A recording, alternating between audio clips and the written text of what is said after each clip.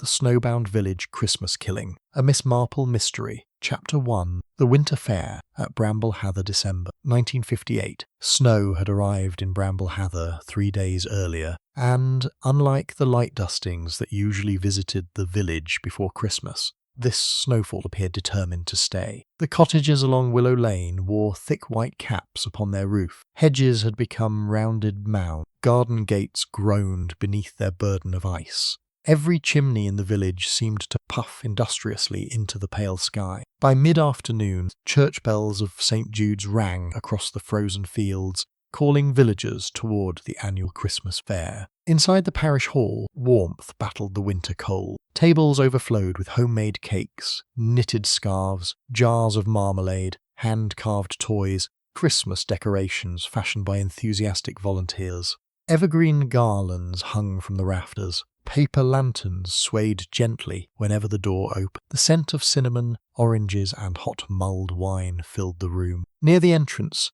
Miss Jane Marple sat quietly beside a display of embroidered handkerchiefs. To most observers she appeared exactly what she was, an elderly lady from St. Mary Mead enjoying a seasonal gathering. Yet anyone who underestimated Miss Marple generally regretted it. She watched. She listened. Most importantly, she remembered. Across the hall, laughter erupted near the raffle table. "I insist," declared Mrs. Phoebe Arkwright. "If I don't win that goose this year, I shall consider it a personal insult." Several villagers laughed. Phoebe Arkwright laughed louder than anyone. She was the sort of woman who occupied every room she entered. Wealthy, energetic, and impossible to ignore, Phoebe owned Heather House, the largest estate in the district.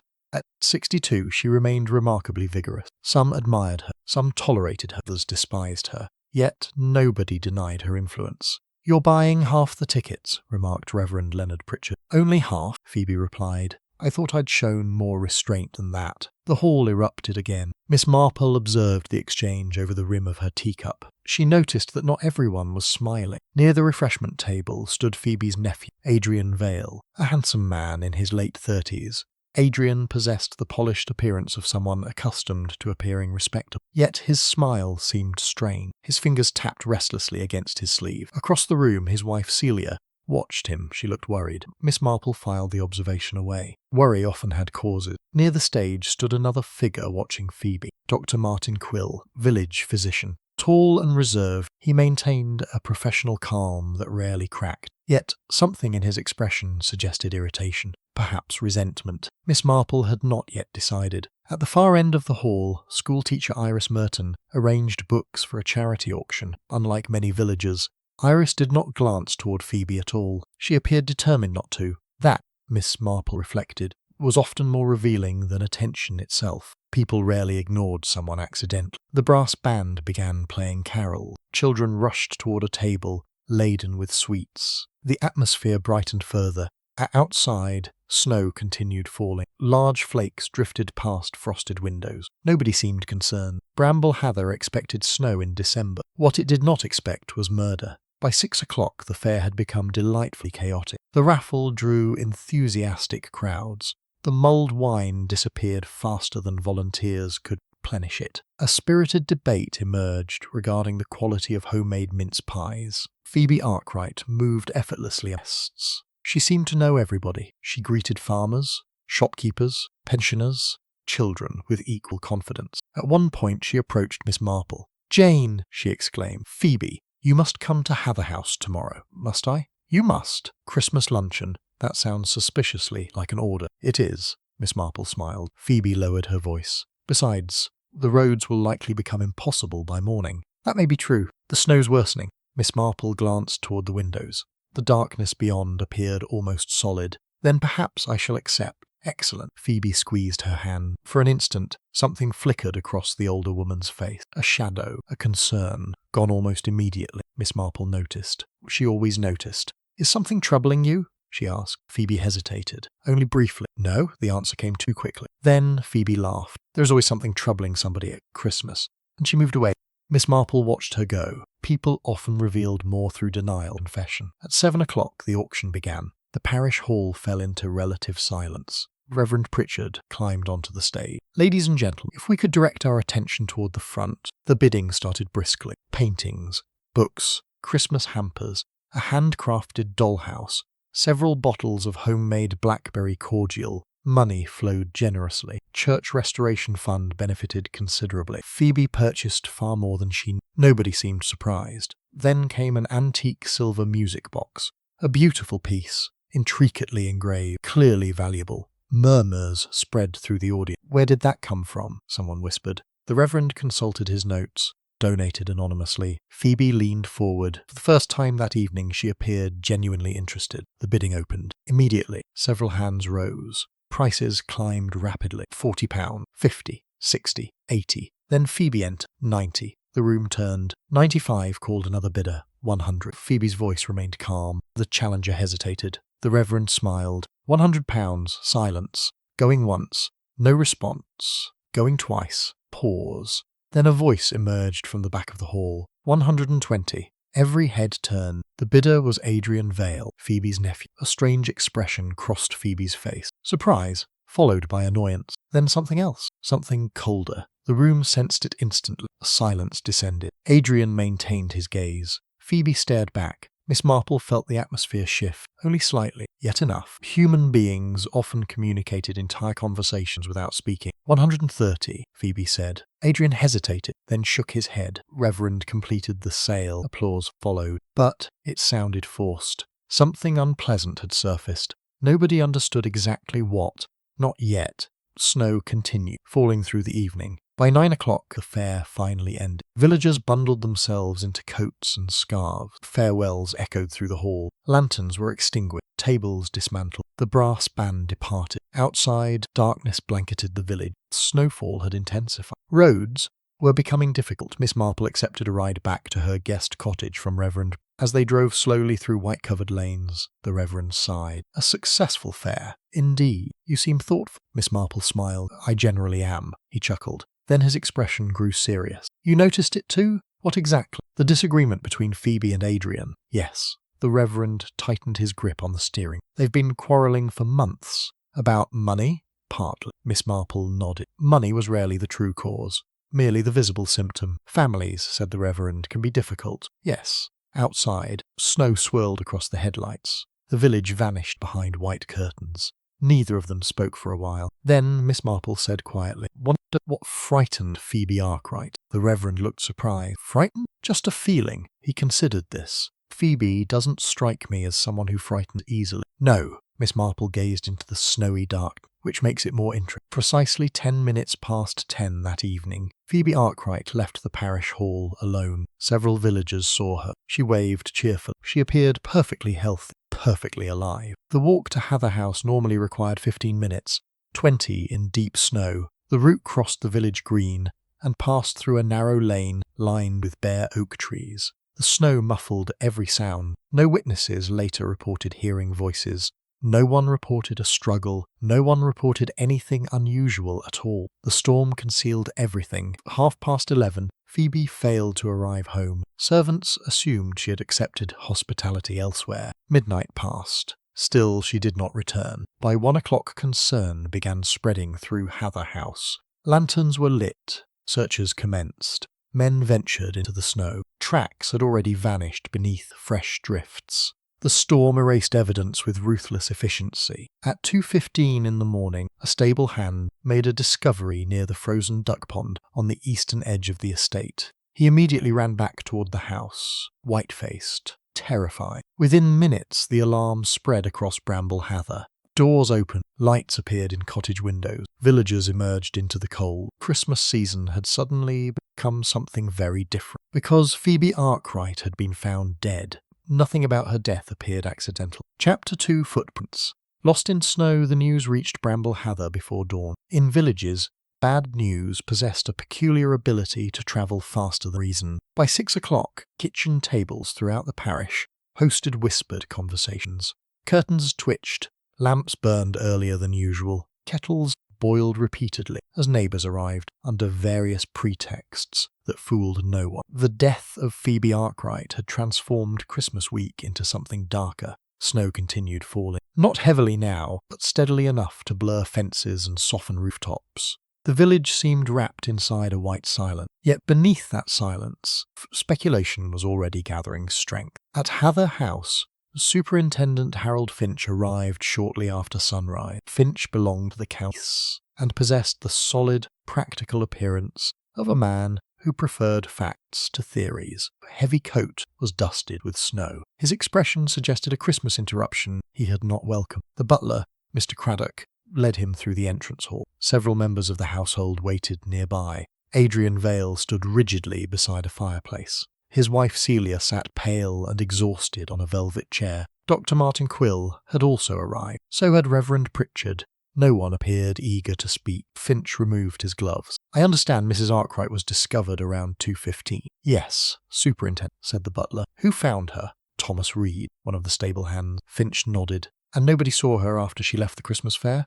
"No, sir." The superintendent glanced around the room. Faces revealed grief, shock, anxiety, and, in one or two cases, something more complicated. Years of police work had taught him that death often produced emotions people preferred not to acknowledge. Relief, fear, even opportunity. He turned toward Adrian. "You were among the last people to see your aunt alive?" "I suppose so. You spoke with her during the evening?" Adrian hesitated. "Briefly." "Were you arguing?" Celia looked down. The pause answered before Adrian spoke. "We disagreed. About what?" "Family matters." The superintendent waited. Adrian did not continue. "Could you be more specific?" "No." Finch made a note. People who refused harmless questions rarely improved their position. The body remained near the frozen pond while police examined the scene. The eastern edge of the estate lay beyond formal garden hedgerows. Snow covered everything. Trees stood motionless beneath white branches. Pond itself had frozen over days earlier. A thin layer of fresh snow concealed the eye. Phoebe Arkwright lay several yards from the water. First glance, she appeared merely asleep. Her dark winter coat blended with the shadows beneath nearby trees.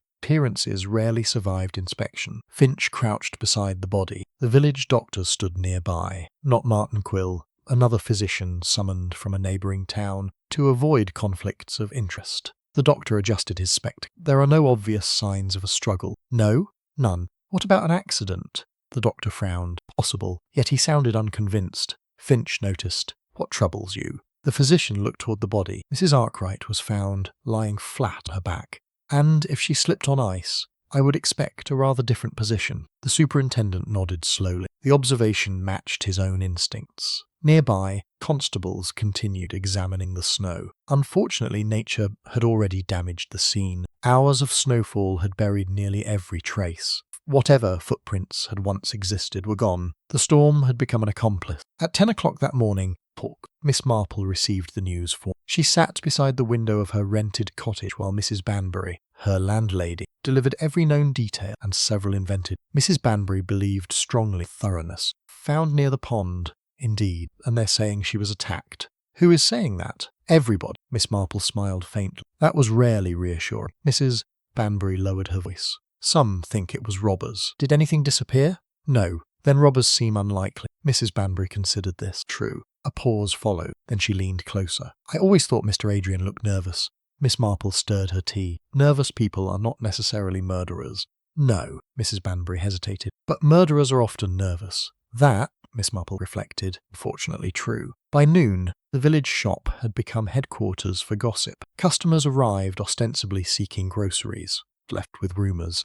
At the counter, Iris Merton purchased bread she scarcely noticed. The schoolteacher looked exhausted. Shopkeeper Margaret Ellis lowered her voice. "Terrible business." "Yes." "Did you know Mrs. Arkwright well?" "Reasonable." Margaret watched her carefully. "People are saying all sorts of things." "They usually do." The shopkeeper nodded. "Some think the family knows more than they're telling." Iris stiffened, only slightly. Yet Margaret noticed. So did another customer pretending to inspect jam jars. Within minutes, the reaction would become fresh material for speculation. Villages excelled at such things. That afternoon, Superintendent Finch conducted interviews at Hather House. One by one, household staff entered the library. One by one, they left looking uncomfortable. Most provided little useful information. Then came an elderly maid named Elsie Turner. She had served Phoebe Arkwright for 20 years. Finch quickly sensed she possessed stronger observational skills than many people realized. "When did you last see Mrs. Arkwright?" "Before she left for the fair." "Anything unusual?" Elsie had. "Perhaps." The superintendent looked up.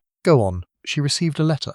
What sort? I don't know. Did she read it immediately? And? The maid frowned. She seemed upset. How upset? Not frightened exactly. She paused, more angry than frightened. Finch's pencil stopped moving. Did she mention the sender? No. What happened to the letter? I couldn't say. The superintendent thanked her. After she departed, he stared thoughtfully at his note. Mysterious letter arriving hours before a suspicious death, rarely qualified as coincidence. Meanwhile, Miss Marple sat near her window knitting. To strangers, she appeared occupied entirely by wool and needles. In reality, she was thinking very carefully. The snow outside reflected pale afternoon light. Children pulled sleds across the village green. Life continued despite tragedy. It always did. Thoughts returned repeatedly to Phoebe Arkwright, specifically to a brief moment at the Christmas fair. A fleeting expression, anxiety, concern, the sort of emotion people revealed accidentally. Miss Marple had witnessed it countless times before. She remembered a grocer's wife in St. Mary Mead who had discovered her husband's gambling debts. A churchwarden who feared exposure for embezzlement, cousin who concealed a second marriage. People were remarkably consistent. Human nature changed less than fashion. A knock interrupted her thoughts. Mrs. Banbury entered, carrying fresh tea. "Oh," she said, "there's another interesting piece of news." "There usually is. The police found something." Miss Marple looked up. "What?" "A music box." Miss Marple became still. "The silver one from the auction?" "That's right." "Where?" "Near the pond." The elderly detective set down her knitting. First time all day. Genuine interest sharpened her gaze. "How curious, isn't it?" Mrs. Banbury nodded eagerly. "They say Mrs. Arkwright never brought it home." Miss Marple said nothing. She simply stared toward the snowy garden beyond the music box. Seemingly minor object. Yet objects often told stories. The important question was whether the story being told was true, or whether somebody wanted it to appear true. Late that evening, Superintendent Finch examined the recovered music box. Sat on his desk, inside a temporary police office established at Hather House. The silver surface gleamed beneath lamp. Beautiful craftsmanship. Expensive. The key remained inserted. Finch turned it gently. Music emerged. A delicate Christmas melody, soft, melancholy, almost haunting. He listened until it stopped. Then he studied the box itself. Nothing appeared unusual. No hidden compartments. No visible damage. Yet its presence near the body bothered him. If Phoebe had carried it home, why had it ended up near the pond? Had she dropped it? Had someone taken it? Or had it been placed there deliberately? The superintendent rubbed tired eyes. The case was beginning to resemble a puzzle with several missing pieces. Elsewhere in the village, another person sat awake long after midnight. A figure remained hidden behind drawn curtains. A fire crackled quietly. An unopened letter rested on a small desk. The individual stared at it for a long time, then finally reached for the envelope. Hands trembled slightly, not from grief, not from cold, from fear. The contents had seemed dangerous before Phoebe Arkwright died. Now they seemed far worse. Outside, snow continued drifting across Bramble Hather, covering roads, covering garden, covering secrets. For the moment, the village believed Phoebe Arkwright's death was the central mystery. They were mistaken, because hidden among the respectable faces of Bramble Hather was a secret that had remained buried for 20 years. Someone was prepared to kill to keep it buried. Chapter 3. The Carol Book and the Burned Corner. The snowfall finally eased during the night. When dawn arrived, Bramble Hather emerged beneath a pale winter sun that turned every drift and rooftop to fields of silver light. Smoke rose lazily from chimney. The church clock struck 8 with reassuring regularity. To an outsider, the village might have appeared peaceful, yet beneath the calm surface, nerves had begun to fray. No conversation remained untouched by Phoebe Arkwright's death. At breakfast tables, in shop queues, outside the post office, and even after morning prayers, the subject returned again and again. Everyone possessed a theory. Nobody possessed the truth. Miss Marple attended the morning service at St. Jude's. The congregation was larger. Tragedy often encouraged church attendance. The elderly detective sat quietly near the back. From there she observed faces. People frequently revealed more during silence than speech. Reverend Leonard Pritchard delivered a thoughtful sermon concerning charity, forgiveness, the dangers of judgment. Several parishioners listened attentively. Several others seemed distracted. Miss Marple noticed Iris Merton staring fixedly at a stained glass window rather than the Reverend. Adrian Vale appeared exhausted. His wife Celia looked even worse. Dr. Martin Quill maintained his usual composed expression, though his eyes frequently drifted toward the floor. The congregation sang Christmas hymn. Voices filled the church. Yet an invisible current of unease remained. After the service ended, villagers lingered outside despite the cold. Groups formed almost immediately. Theories resumed. Surely robbery. No money was taken. Family trouble. That's what I've heard. I never trusted that name. My cousin says the police found evidence. What evidence? I don't know. The speaker appeared unconcerned by that detail. Miss Marple moved quietly, listening, collecting, comparing. Human beings rarely concealed themselves successfully when gossip encouraged them to speak. Near the church gate, she encountered Superintendent Finch. The policeman removed his hat politely. Miss Marple, Superintendent, village speculation isn't proving too exhausting, she smiled. On the contrary, it can be remarkably educational. Finch chuckled. I've heard stories about you. That sounds alarming. Most of them involve murderers regretting certain decisions. Miss Marple's eyes twinkled. People generally regret poor decisions. The superintendent studied her for a moment. He was not a foolish man. Unlike some policemen, he understood that elderly ladies occasionally noticed things others missed. You knew Mrs. Arkwright only briefly. Yes. And your impression? Miss Marple considered. An intelligent woman. Anything else? She was worried. Finch looked interested. Worried about what? I don't know. Did she tell you so? No. The superintendent smiled faintly. Then how do you know? Miss Marple adjusted her gloves. People who are perfectly content rarely glance over their shoulders 3 times during a conversation. Finch blinked. That detail had not appeared in any statement. She did that? Yes. The policeman made a mental. Sometimes experience arrived, wrapped in unexpected packaging. Later that afternoon, Finch received a visitor. Thomas Reed, the stable hand who had discovered Phoebe's body. The young man looked uncomfortable. Sorry to bother you, sir. What is it? Thomas removed a flat object from his coat pocket. I found this. Finch frowned. What is it? Is it a church carol book? The superintendent accepted it. Booklet appeared ordinary enough. Cheap paper, holiday songs, parish announcements. Nothing remarkable. Then he noticed something. One corner had been burned. Not completely, only partially, as though someone had attempted to destroy it and changed their mind. Where did you find it? In the old summer pavilion near the rose garden. Finch sat upright. Today, about an hour ago, the superintendent turned pages carefully. Several were damaged by moisture. Then he noticed writing, very faint, penciled inside the back cover. Only a few words remained legible. Thursday evening, must discuss too dangerous. The remainder had been smudged beyond recognition. Finch stared thoughtfully. Another clue, another fragment, and still no clear picture.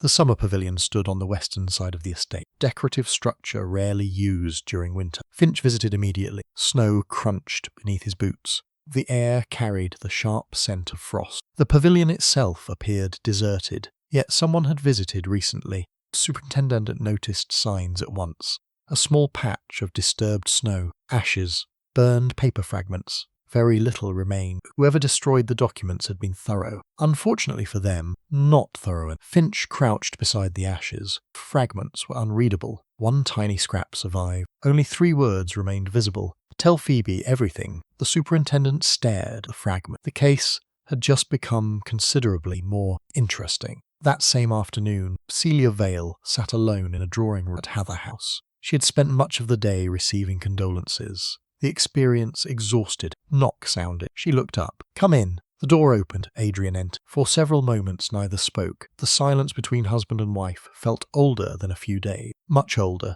You should rest, Adrian said. I'm tired of resting. He nodded. Neither seemed certain how to continue. Finally, Celia asked, Have the police questioned you again? Yes. What did they want? The same thing. His voice carried irritation. The argument with Aunt Phoebe. My finances. Where I was after fair. Celia lowered her gaze. The mention of finances brought fresh tension into the room. Adrian noticed. Not now. When then? He exhaled sharply. Please. Single word revealed more strain than any lengthy explanation. For a moment, Celia almost spoke, then stopped herself. Some truths remained difficult, even within marriage. Across the village, Iris Merton unlocked her classroom. School had closed for Christmas, but she welcomed the solitude. The room smelled faintly of chalk and books. Outside the windows, snow-reflected afternoon sunlight. She crossed toward her desk, then froze.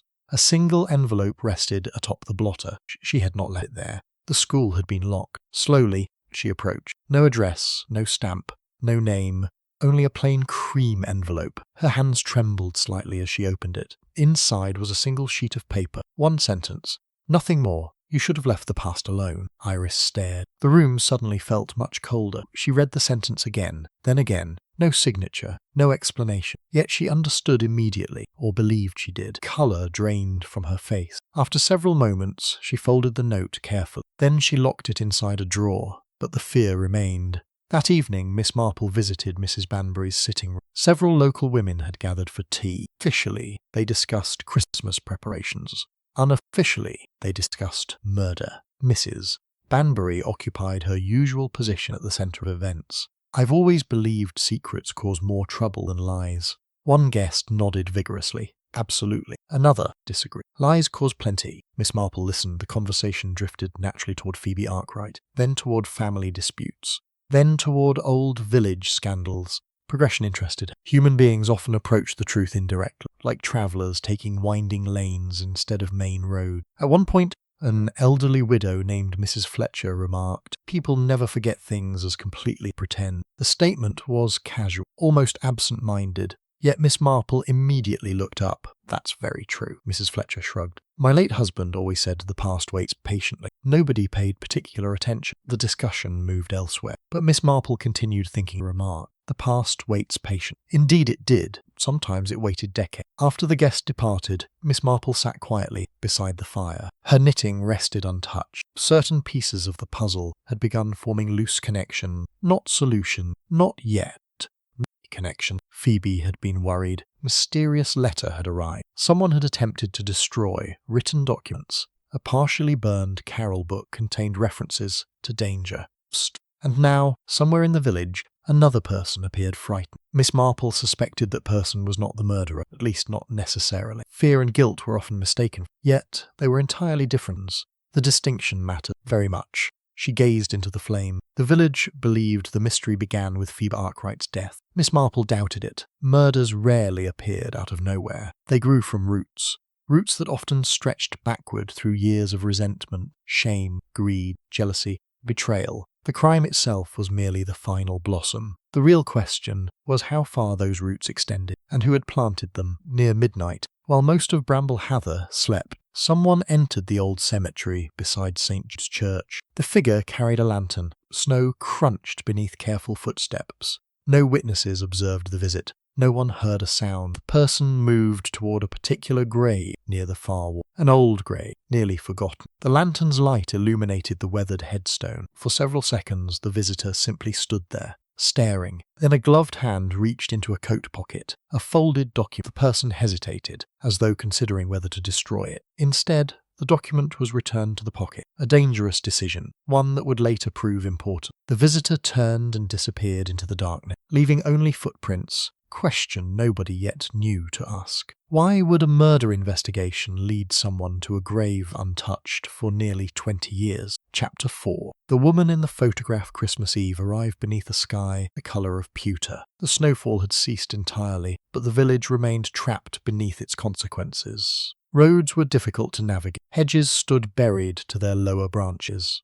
The surrounding countryside appeared transformed into an endless sea of white. Bramble Heather felt isolated from the rest of England. Under ordinary circumstances, the villagers might have considered that charm. Under present circumstances, it was unsettling. Murder investigation had become the centre of village life. Every new development inspired fresh speculation. Every rumour acquired details as it travelled. Every conversation eventually returned to Phoebe Arkwright. Yet, despite the endless theories, Superintendent Finch found himself confronting a frustrating reality. The case was moving in circles. The clues existed. The connections did not. That morning, Finch received an unexpected discovery. It came from an attic room at Hather House. The source was Elsie Turner. The elderly maid appeared at the library door carrying a dusty cardboard box. "I thought you ought to see these." Finch looked up. "What are they?" "Photographs." The superintendent frowned. "Why are they important?" Elsie hesitated. "One of them might be." Finch gestured toward a chair.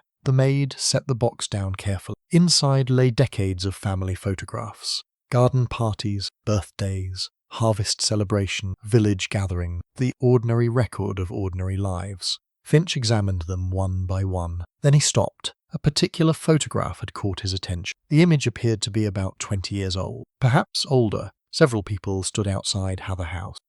Most were easily recognizable despite their younger faces. Phoebe Arkwright, Reverend Pritchard's predecessor, various villagers. One woman nobody seemed able to identify. Finch held the photograph closer. The woman stood near Phoebe, not at the edge of the group.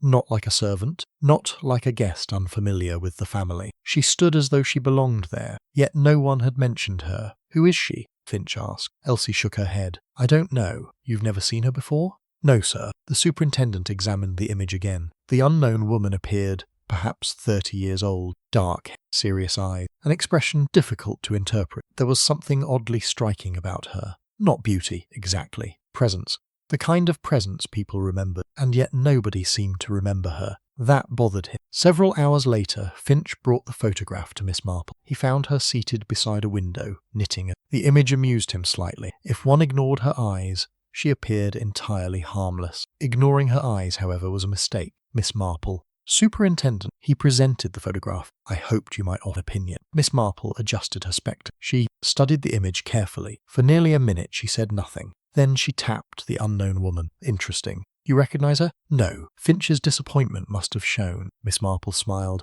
But I recognize something else. What? Way everyone is standing. The superintendent stared. He had expected many observations. That was not one of them. What about it? Miss Marple pointed. Observe, Phoebe, he did. Very confident. Yes. Now look at the others. Finch frowned. Several people appeared relaxed. Several appeared cheerful. Nothing unusual. Then he noticed it. The unknown woman. Not her expression. The reactions around her. People stood slightly farther away from her than from one another. The spacing was subtle, almost invisible, yet once seen, impossible to ignore. They're avoiding her. Precisely. Miss Marple nodded. Not openly, not dramatically, but instinctively. Finch leaned forward. What does that mean? It means she mattered. The superintendent waited. Miss Marple folded her hands. People only arrange themselves that way around two types of individuals, which are those they greatly admire, a pause, or those they fear. That afternoon, the superintendent began tracing the photograph's origins. The effort produced limited results. The picture had been taken during a summer fete approximately 19 years earlier. Most records from that period had disappeared. Several witnesses were dead. Others remembered little. Yet one name emerged repeatedly. A former village resident, a woman named Margaret Ashcombe. According to local records,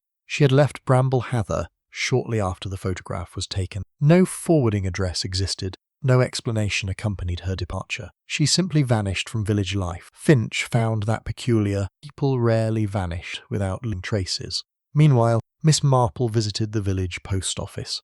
Officially, she required stamps. Unofficially, she wished to observe reactions. The post office served as an excellent source of information. People relaxed there. They chatted. They complained. They revealed themselves. Today proved no exception. While purchasing Christmas cards, Miss Marple overheard two farmers discussing Phoebe's death. A widow offered opinions regarding Adrian Vale. Someone else speculated about secret debts. The theories grew increasingly imaginative. Then another customer mentioned a name, Margaret Ashcombe. The conversation stopped abruptly. Not completely, only for a second. Yet, Miss Marple noticed. Several customers exchanged glances. A woman near the counter suddenly found great interest in a display of envelopes. An elderly man cleared his throat. The moment passed quickly, too quickly. Miss Marple purchased her stamps, then left, her mind occupied by a single thought. People had reacted to that name, not with curiosity, discomfort. There was a difference. Elsewhere in the village, Iris Merton sat alone in her cottage.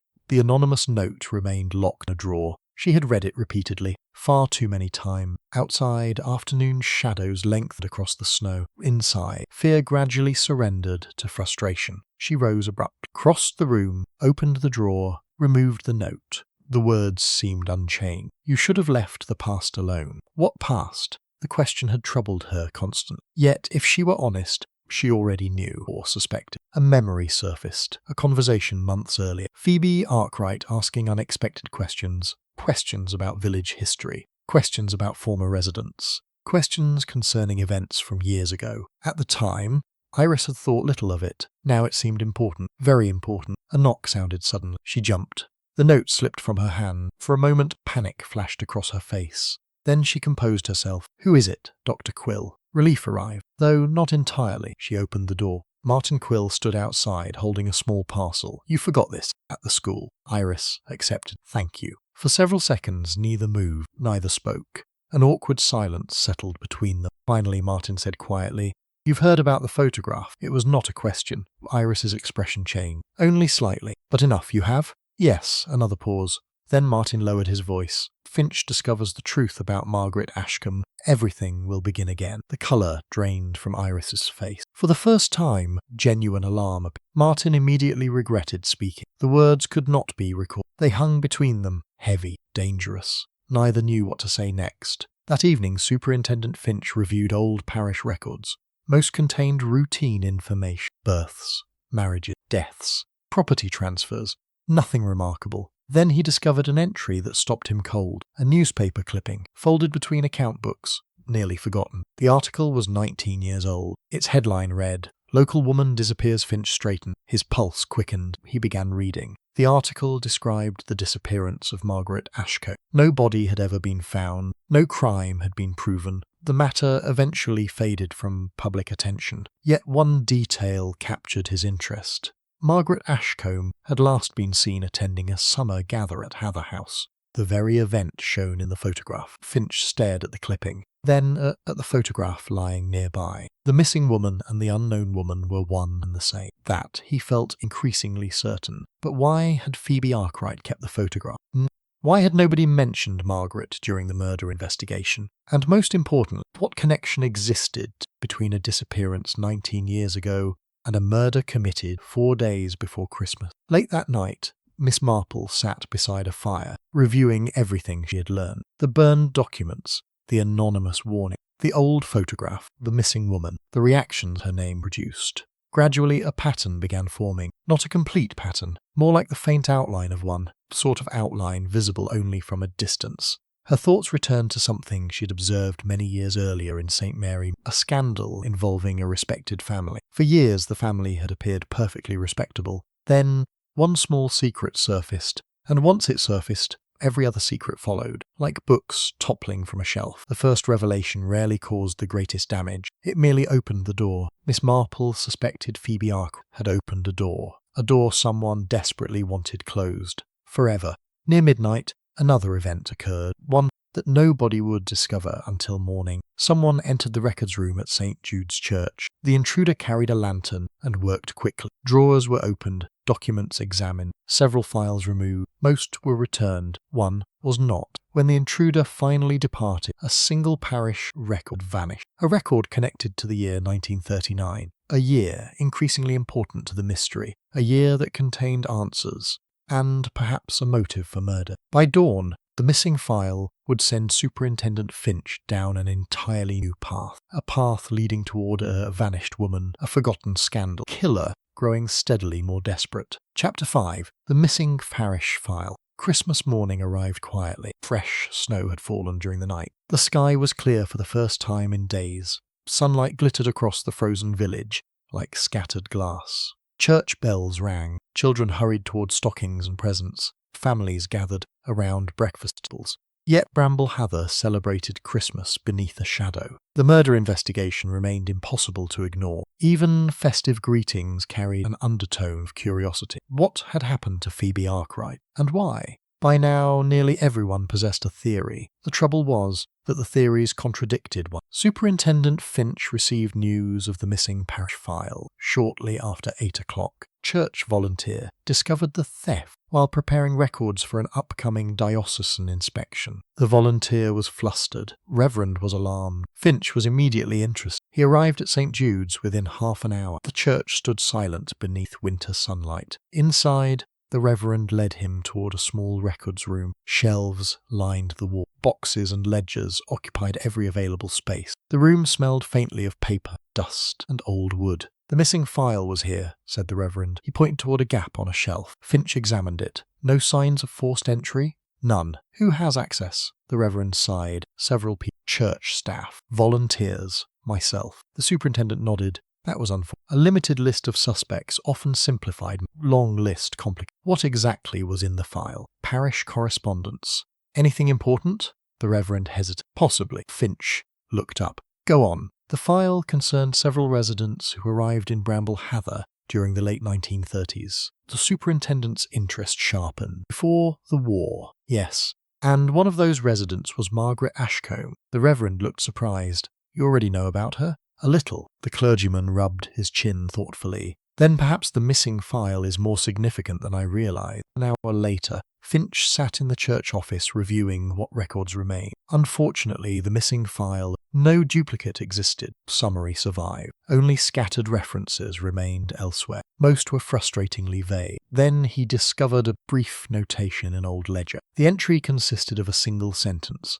Miss Margaret Ashcombe, sponsored by Mrs. Edith Arkwright. Finch frowned. Phoebe's mother. Interesting. He read the sentence again. Sponsored. An unusual word. Not impossible, but unusual. Suggested assistance, protection, perhaps even responsibility. The superintendent copied the note into his notebook. Mystery surrounding Margaret Ashcombe continued growing. Meanwhile, Christmas luncheon proceeded at Heather House. Despite recent events, the household maintained the tradition. Phoebe herself had always insisted Christmas should continue regardless of circumstances. Several guests attended, Miss Marple among them. The dining room sparkled beneath candlelight, polished silver. A large Christmas tree stood near one wall. Its decorations reflected warm golden light. Yet conversation remained subdued. The empty chair at the head of the table attracted attention repeated. Nobody mentioned it. Nobody needed to. Miss Marple observed everyone carefully. Years of experience had taught her that grief revealed itself differently in different people. Some became quieter. Some became more talkative. Some displayed unexpected irritability. Today she noticed all three. Adrian Vale seemed distracted. Celia appeared exhausted. Dr. Martin Quill contributed little to the discussion. Iris Merton attended reluctantly and spoke even less. Miss Marple found that particularly interesting. Iris was ordinarily sociable. Something weighed heavily upon her mind. After luncheon,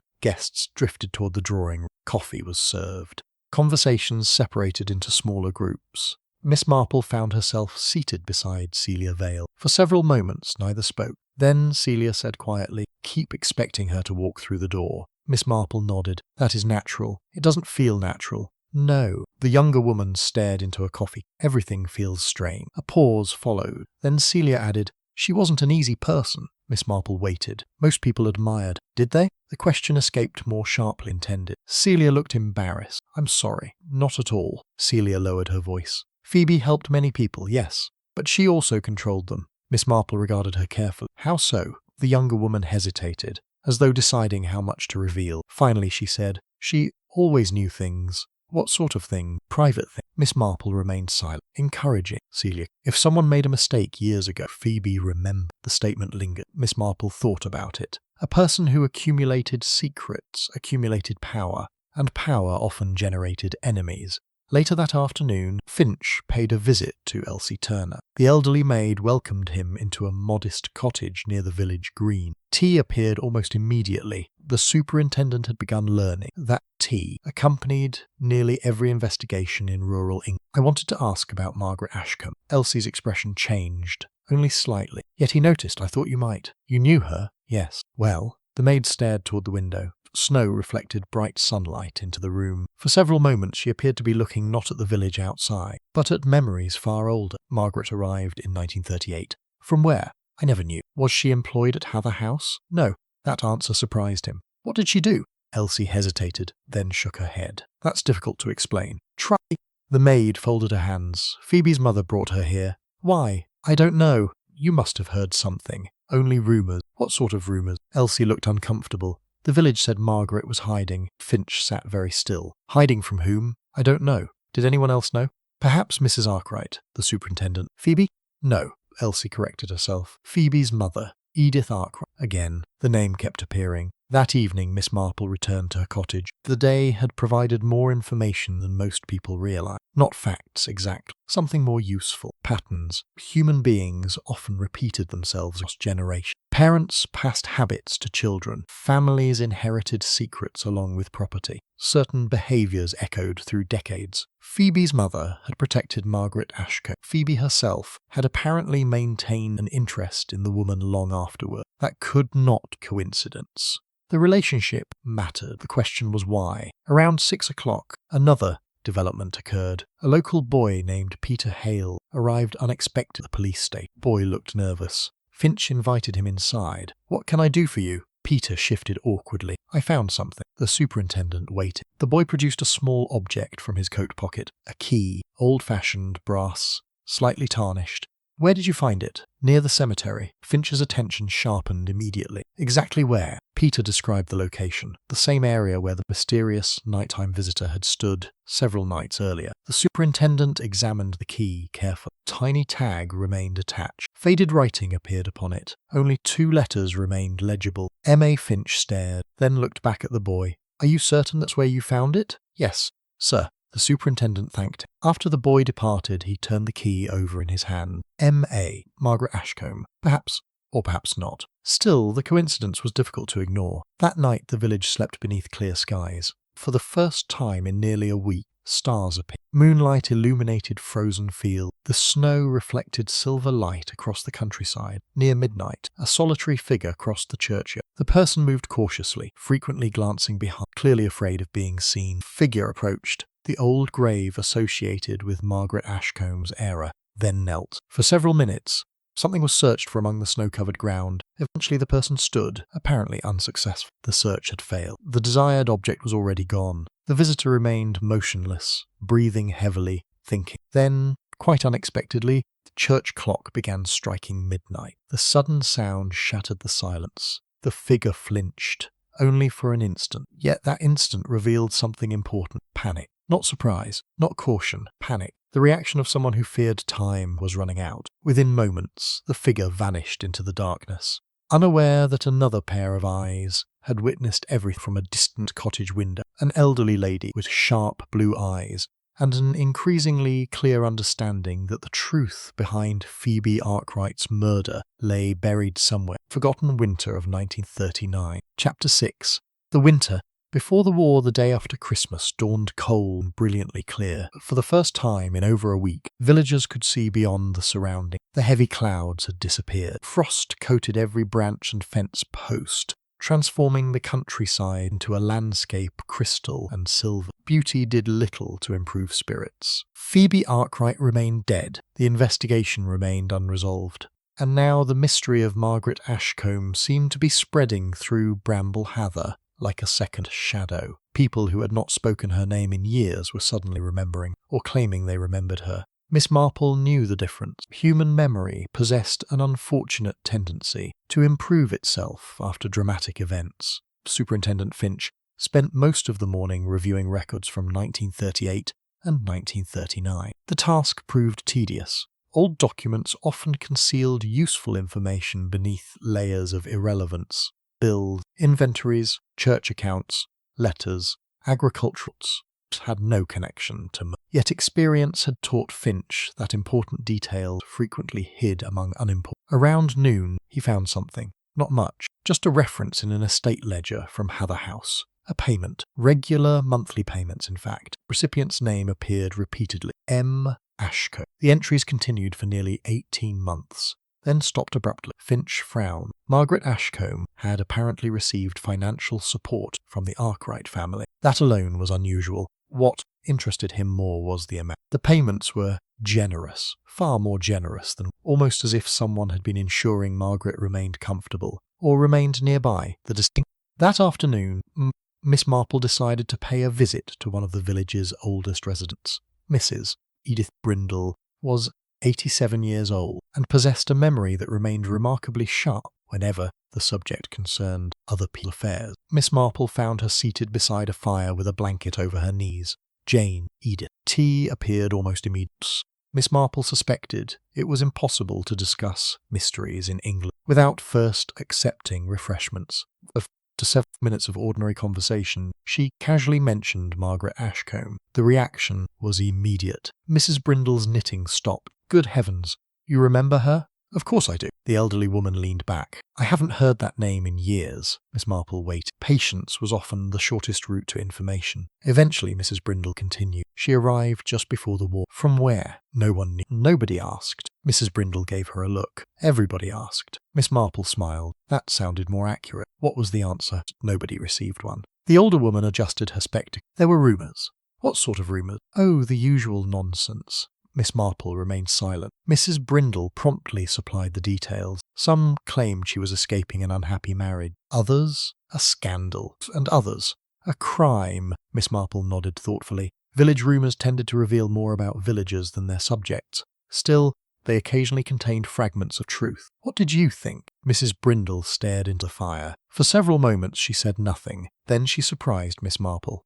"I thought she was frightened." The answer arrived without hesitation, without embellishment, without gossip. Miss Marple immediately became interested. "Why?" Mrs. Brindle's expression softened. "My husband came home from France in 1918 looking exactly the same." A pause. "He spent months expecting bad news." Miss Marple considered this. Fear recognized fear, sometimes that proved more reliable than evidence. Elsewhere in the village, Iris Merton sat in the school library reviewing old newspapers. The anonymous note continued troubling her. More importantly, certain memories refused to leave her alone. Questions Phoebe had asked, records Phoebe had requested, conversations that seemed insignificant at the time. Now they appeared increasingly important. The newspapers provided little assistance. Most editions from 1939 focused upon Europe, politics, and the growing likelihood. Then she found a brief local item. Tiny article buried near the back page. Miss Margaret Ashcombe leaves district. The report contained almost no information, no destination, no explanation, nothing. Yet one sentence caught Iris's attention. Several local residents attended a farewell gathering at Hather House. Iris read the sentence twice, then 3 times. A farewell gathering. That was strange. People did not usually hold farewell gatherings for women nobody knew, unless they knew her rather well. That same afternoon, Dr. Martin Quill received an unexpected visitor. Adrian Vale arrived at the surgery shortly before closing. The doctor looked surprised. "Adrian, I need to speak with you." Martin immediately sensed trouble. The 2 men entered a private office. Adrian closed the door. For several moments neither spoke. Then Adrian said, "The police are asking questions about Margaret Ashcombe." Martin remained expressionless. "Yes. Found records." Apparently. Adrian's jaw tightened. "We should have expected this." The doctor's gaze sharpened. "We?" The single word hung in the room. Adrian realized his mistake immediately. For a moment neither moved. Then Martin spoke quietly. "Be careful." Warning sounded genuine, not threatened. Concerned. Adrian laughed bitterly. "That's excellent advice. 20 years too late." The doctor's expression darkened. Neither man seemed willing to continue. Yet the brief exchange revealed something important. They shared knowledge. Whether that knowledge involved guilt remained unclear, but it existed, and it connected. Later that evening, Superintendent Finch received the results of the preliminary medical examination. He read the report twice. Then a 3rd time. Findings altered the entire investigation. The doctor had identified the cause of Phoebe Arkwright's death. It was neither a fall nor exposure, nor had she drowned. The answer was far more deliberate. Phoebe had been suffocated. Finch stared at the report. There were subtle signs, not obvious enough for immediate detection, but unmistakable upon closer examination. Someone had intentionally prevented her from breathing. No accident could explain it. No natural cause could disguise it. Phoebe Arkwright had been murdered. The certainty changed everything. Now the investigation no longer revolved around possibility. It revolved around intent. That evening, Finch gathered several key individuals at Hather House. Not for accusations, not yet. Simply to inform them. The announcement produced predictable reactions. Shock, horror, fear. Celia looked close to tears. Reverend Pritchard crossed himself quietly. Iris turned pale. Adrian stared toward the floor. Martin Quill folded his arms. Miss Marple, seated quietly near the fireplace, watched everyone. Not their words, their reactions. Those interested her more. When people received unexpected news, their first expression was often their most honest, shocked. One person appeared relieved. The reaction lasted less than a second, a flicker, gone almost immediately. Yet Miss Marple saw it. and once seen, it could not be forgotten. She stored the observation carefully, like a valuable object placed inside a locked drawer. After the gathering ended, Miss Marple walked home beneath a sky crowded with stars. The cold air sharpened her thoughts. The village streets lay deserted. Most residents remained indoors beside fire. As she passed the churchyard, she paused. The snow reflected moonlight, brilliant. Everything seemed peaceful. Yet appearances had become increasingly deceptive. Her gaze drifted toward the section of cemetery connected to Margaret Ashcombe. The old grave, the nighttime visitor, the missing key. Then something caught her attention. A slight irregularity in the snow. Nothing dramatic. Most people would have ignored it. Miss Marple approached slowly. Near the base of a weathered stone, she discovered a tiny scrap of paper partially frozen into the snow. She carefully retrieved it. The fragment appeared, torn from a larger document. Only a few words remained visible. Not her real name. Miss Marple stood very still. The winter air suddenly felt much colder, not because of the temperature, because the clue altered everything. Margaret Ashcombe might not have been Margaret Ashcombe at all, which meant the mystery was no longer merely about a missing woman. It was about identity, and people who concealed their identities almost always had reason, some innocent, some dangerous, some deadly. Miss Marple folded the scrap carefully and slipped it into her glove. Then she continued home, her pace slower than before, thoughts moving rapidly. For the first time since Phoebe Arkwright's death, she felt she was beginning to glimpse the shape of the truth. Not the whole truth, only its outline. But outlines, she had learned long ago, often led directly to murderers. Chapter 7. A letter beneath the floorboards. The discovery that Phoebe Arkwright had been suffocated spread through Bramble Heather with astonishing speed. By breakfast the following morning, nearly everyone in the village knew. By lunchtime, half the village claimed they had suspected murder from the beginning. By evening, several residents had become experts on the subject. Miss Marple found this entirely unsurprising. Human beings possessed a remarkable talent for rewriting their own histories. Superintendent Finch spent the day revisiting old assumptions. The confirmation of murder changed the significance of every clue. The music box, burned documents, the missing parish file, the cemetery visits, Margaret Ashcombe. Nothing could be dismissed. Nothing could be treated as coincidence. Yet, despite the growing collection of mysteries, one fact troubled him more than any. Phoebe Arkwright had clearly been investigating something. The evidence pointed toward it repeated. Questions asked. Records examined, old names resurrected. The dead woman had been searching for answers. The problem was that she had apparently found some. Whatever she found had gotten her killed. That afternoon, Finch received an unexpected message from Hather House. The caller was Elsie Turner. Voice sounded unusually urgent. "I think you should come immediately." The superintendent arrived 20 minutes later. He found the elderly maid waiting near a seldom lit upstairs corridor. "What happened?" Elsie pointed toward an open doorway. "The builders found something." "Builders?" "The repairs to the east wing." Finch nodded. The estate had been undergoing minor restoration before Phoebe's death. Inside the room, 2 workmen stood beside a partially exposed section floor. Several old boards had been removed. Dust coated everything. One of the men pointed downward. It was hidden under there. Finch knelt. A narrow compartment had been concealed the floorboards. Inside rested a small tin box. The metal was tarnished with age. A rusted clasp secured the lid. "Has anyone opened it?" "No, sir." Finch carefully lifted the box. The weight surprised him. Not heavy, but substantial. The sort of weight paper produced. His pulse quickened slightly. Then he opened it. Inside lay several folded documents and a single sealed envelope. The envelope bore a handwritten inscription for Phoebe. Nothing else. No surname, no date, just 2 words. For Phoebe. An hour later, Finch sat alone examining the contents. The documents appeared old, very old. Most dated from 1939. Several contained correspondence. Others appeared to be legal papers. 1 or 2 were badly damaged. Yet the sealed envelope attracted his attention immediately. The handwriting was elegant, careful, deliberate. He hesitated only briefly before opening it. Inside was a letter. Several pages long. The signature at the end made him sit upright. Margaret Ashcombe, or at least the woman known by that name. Finch began reading. The first paragraphs raised more questions than answers. Then he reached a sentence that changed everything. "If you are reading this, Phoebe, it means I never found the courage to tell you myself," the superintendent continued, slowly, carefully. By the time he reached the final page, the mystery surrounding Margaret Ashcombe had become far more complicated. Unfortunately, it had not become clearer. The letter revealed only fragments, hints, references, warnings. Most frustrating, several sections appeared deliberately vague, yet one statement stood out. "I was never the person that me to be." Finch stared at the sentence. Miss Marple's scrap of paper suddenly seemed far more important. That evening, he brought the letter to Miss Marple. She read it silently beside the fire, several times. When she finished, she folded the pages carefully. "What do you think?" Finch asked. Miss Marple considered. "A frightened woman wrote this." "Yes. Not recently frightened." The superintendent frowned. "Long-term fear." She handed the letter back. "Fear changes people." Finch nodded. "There's almost nothing specific." "Precisely." Miss Marple leaned back. She wanted to tell Phoebe the truth, yet didn't, or couldn't.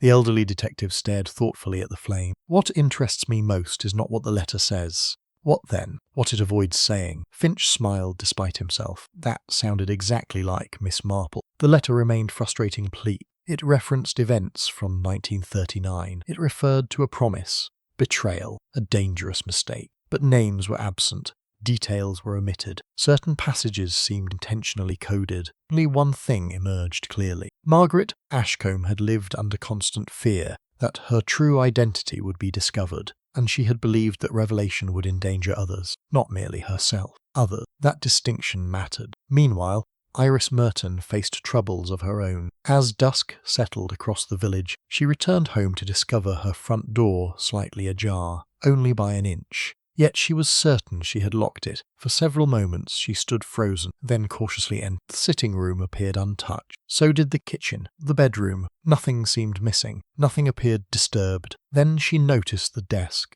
One drawer stood open, the drawer that had contained the anonymous note. Iris crossed the room quickly. The note was gone. The drawer was empty. Whoever entered her home had taken only one thing, nothing else. Her hands began trembling, not because of theft, because someone clearly knew about the note and wanted it back. Elsewhere, Adrian Vale spent the evening pacing his study. A canter of whiskey stood untouched on the desk. He rarely left alcohol unfinished. Tonight he scarcely noticed it. His thoughts circled endlessly. Police investigation. Margaret Ashcombe. The old photograph. The missing records. Every development seemed to bring the past closer, closer and closer. A knock interrupted him. He looked up sharply. "Yes?" The door opened. Celia entered. She studied him quietly. "You haven't slept?" "Fine." "No." Her voice remained calm. "You're frightened?" Adrian laughed. The sound carried no humour. "Everyone seems frightened these days."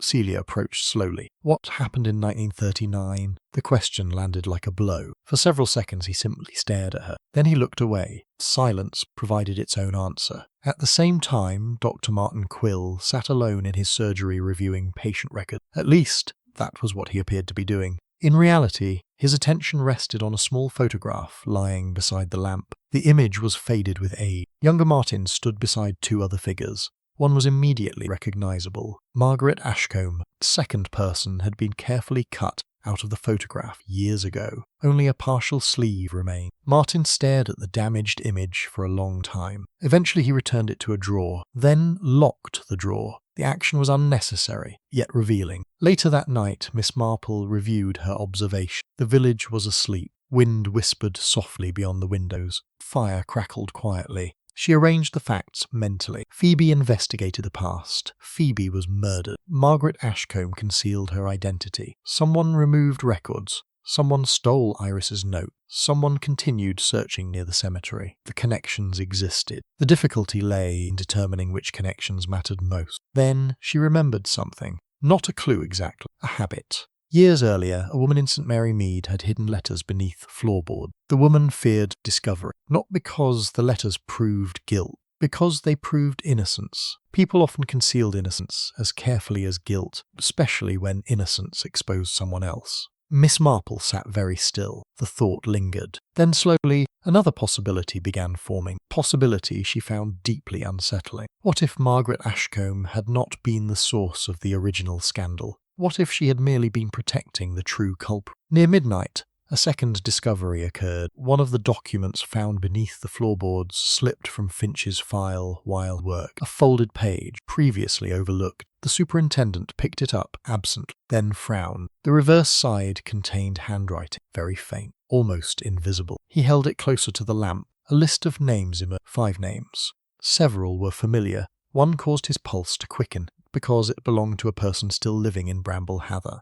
still respected, still above suspicion, at least until now. Finch. stared at the name for a long time, then reached for his notebook. For the first time since the investigation began, he felt he was approaching something dangerous, not merely a secret, not merely a motive, something capable of destroying reputations built over decades. And if Miss Marple's instincts were correct, reputations were exactly what the killer had been protecting all along. Chapter 8. The Gathering at Hollow Brook. The final days of the year arrived beneath brittle skies and hard frost. The snow remained, though it had begun shrinking at the edges where weak winter sunlight touched stone, walls and hedgerows. Icicles hung from cottage roofs. Frozen ruts scarred the roads. Smoke drifted lazily up from chimneys throughout Bramble Heather. Life attempted to return to normal, failed. Every conversation eventually found its way back to Phoebe Arkwright, or Margaret Ashcombe, or both. The dead possessed an unusual ability to dominate the lives of the living. Superintendent Finch spent much of the morning studying the newly discovered list of names. There were 5 total. Margaret Ashcombe, Edith Arkwright, a local solicitor long deceased, a retired schoolmaster who had died, and one surviving individual, Reverend Leonard Pritchard. The superintendent had stared at that name repeatedly. The Reverend had arrived in Bramble Heather only after the war. The dates did not seem to fit, yet there it was, written clearly, written deliberately. Why would Margaret Ashcombe have included him? Question bothered Finch considerably. At noon he paid a visit to the vicarage. Reverend Pritchard welcomed him inside, with evident surprise. Superintendent. Reverend. The clergyman offered tea. Finch accepted. He had finally surrendered to the inevitability of tea in village investigation. After several moments of ordinary conversation, the superintendent placed the list on the table. I hoped you might help me understand something. Reverend adjusted his spectacles. Then his expression changed, only slightly, but enough. You recognize it? No. The answer arrived too quickly. Finch noticed.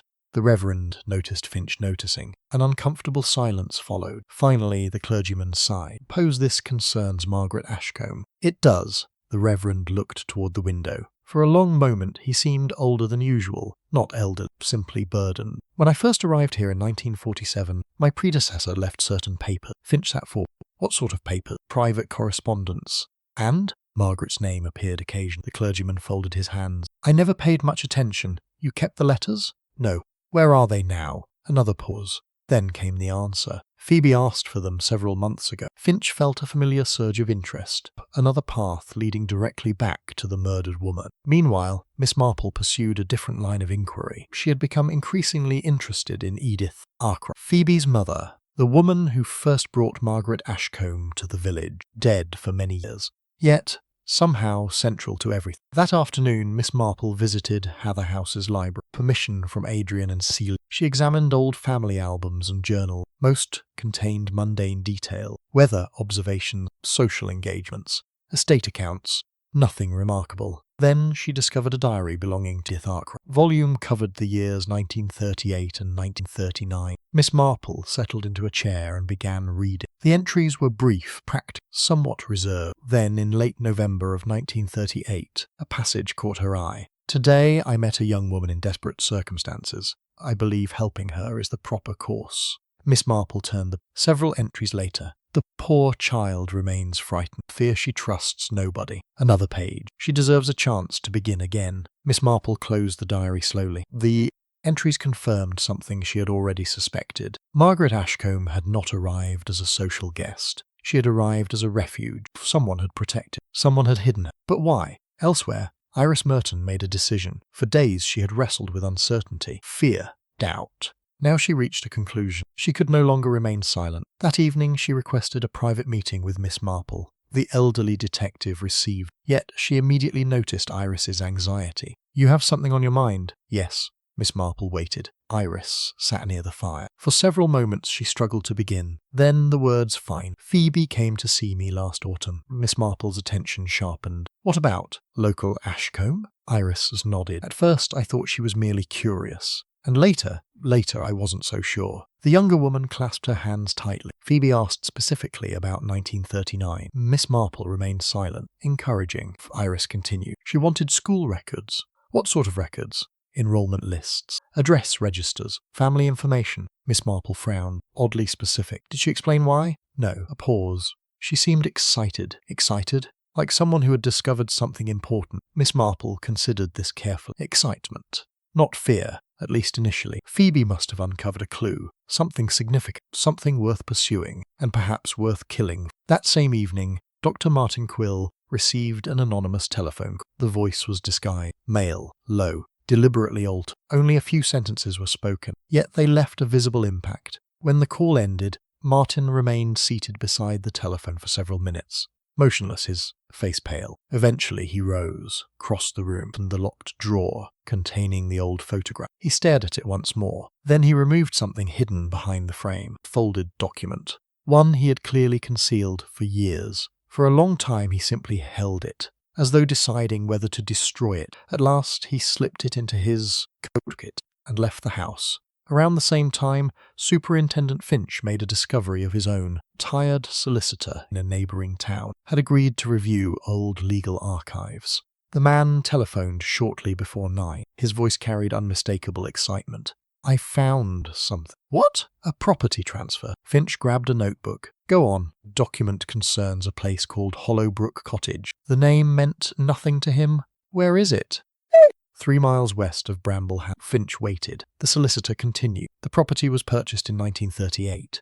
By Margaret Ashcombe?" "No." The answer surprised him. "Then by whom?" A pause. Then came the name. Edith Arkwright. Finch sat very still. The cottage had never belonged to Margaret. It belonged to Phoebe's mother. Yet, according to several records, Margaret lived. Why purchase a separate cottage for a woman supposedly unrelated to the family? The explanation could be charitable or something else entirely. The next morning, Finch, Miss Marple, and Reverend Pritchard travelled together to Hollowbrook Cottage. The journey required navigating narrow, snow-covered lanes. The cottage stood isolated among frozen fields and bare trees. Time had not treated it kindly. The building appeared abandoned. Windows were boarded. Roof sagged slightly. Ivy climbed one wall. No smoke had emerged from its chimney in years.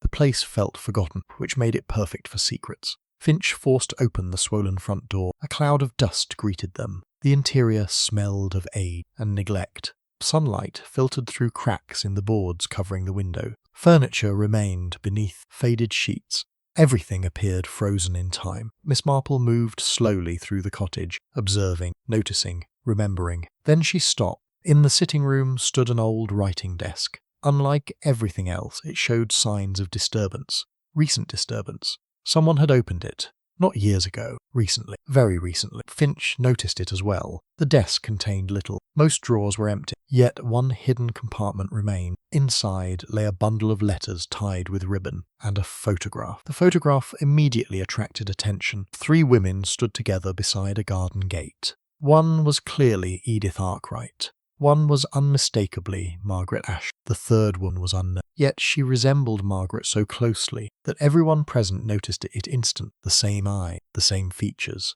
the same expression. Not identical, but close enough. Very close. Reverend Pritchard stared. My word. Finch picked up the photograph. On the reverse side, written in fading ink, appeared 4 words. "For my dear sister." The room fell silent. Miss Marple felt something click quietly into place. Not the entire solution, only a portion, but an important portion. Margaret Ashcombe had not come alone into the mystery. She had a sister. Sister no one had mentioned. A sister absent from every known record. A sister whose existence might explain why someone spent 20 years protecting the truth. As they prepared to leave the cottage, Miss Marple lingered near the doorway. Her gaze drifted across the frozen fields, then toward a distant tree line. For a brief moment she thought she saw movement. A figure, watching. The impression vanished almost immediately. Perhaps it had been imagination. Perhaps not. But one fact seemed increasingly certain. They were no longer merely investigating old secrets. Someone was actively following the investigation. Someone who knew exactly which truths remained hidden. Someone who had become alarmed by the discovery at Hollowbrook Cottage. Very alarmed indeed. Chapter 9. The Sister. Nobody mentioned the discovery of the photograph at Hollowbrook Cottage altered the investigation in ways neither Superintendent Finch nor Miss Marple had anticipated. For weeks, Margaret Ashcombe had stood at the centre of the mystery. Now another figure had emerged from the shadow. A sister, a woman whose existence had vanished from every conversation, every record, every recollection. Miss Marple found that omission particularly interesting. People forgot many things. They rarely forgot sisters. not unless there was a reason. The following morning brought freezing fog. Dense white blanket settled across Bramble Heather and the surrounding countryside. Church towers disappeared. Fields vanished. The world beyond a few yards became indistinct. The weather seemed appropriate. The investigation itself felt much the same. Shapes were emerging. Details remained obscured. Superintendent Finch devoted the day to tracing. The photograph was delivered to experts in the county archive. Old census records were examined. Birth registers reviewed. Parish documents cross-checked. The results proved disappointing. No sister appeared. No obvious relative. No surviving paperwork. It was as though the woman had never existed. Finch found that impossible to believe. Paperwork could disappear. People rarely did. Miss Marple spent the morning in quieter pursuits. She sat beside the window of Mrs. Banbury's cottage, with a notebook resting on her lap.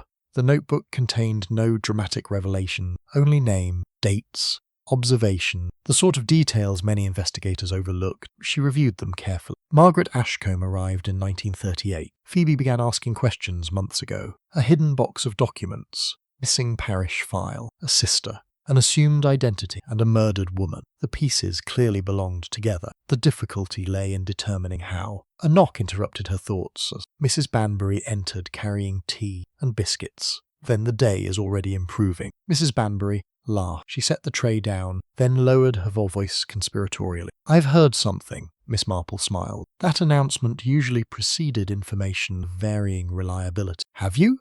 Mrs. Fletcher remembered something. "Did she?" "About Margaret." Miss Marple sat up slightly. "What sort of thing?" Mrs. Banbury settled into a chair. "Apparently this would require proper telling. Years ago, Margaret attended the village Christmas concert. Go on," she sang. Miss Marple, "Wait, so?" Mrs. Banbury looked pleased. She had a remarkable voice.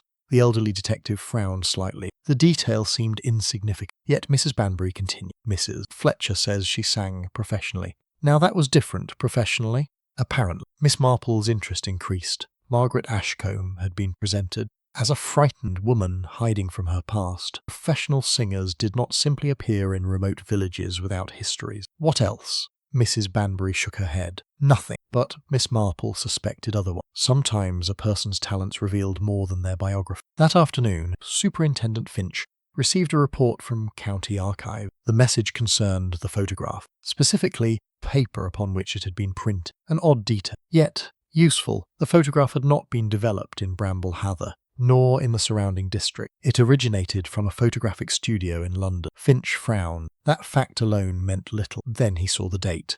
A full year before Margaret arrived in the village. The superintendent immediately requested additional record. If the photograph predated Margaret's arrival, then her connection to the mystery stretched farther back than anyone had realised. Meanwhile, Dr. Martin Quill found himself increasingly uneasy. The anonymous telephone call was troubling him. More troubling still was the document hidden inside his coat. He had not destroyed it, nor had he surrendered it. Instead, he carried it everywhere, an irrational habit, yet one he could not abandon. Late that afternoon, he walked alone along a snow-covered lane outside the village. Cold air usually helped him think. Today it brought little comfort. His thoughts repeatedly returned to Phoebe Arkwright, to a conversation they had shared 3 months earlier, a conversation he had told no one about. Phoebe had visited his surgery, officially for a routine matter, unofficially for something else entirely. "Martin," she had said, "I need your advice." He remembered the conversation clearly. What about? A woman.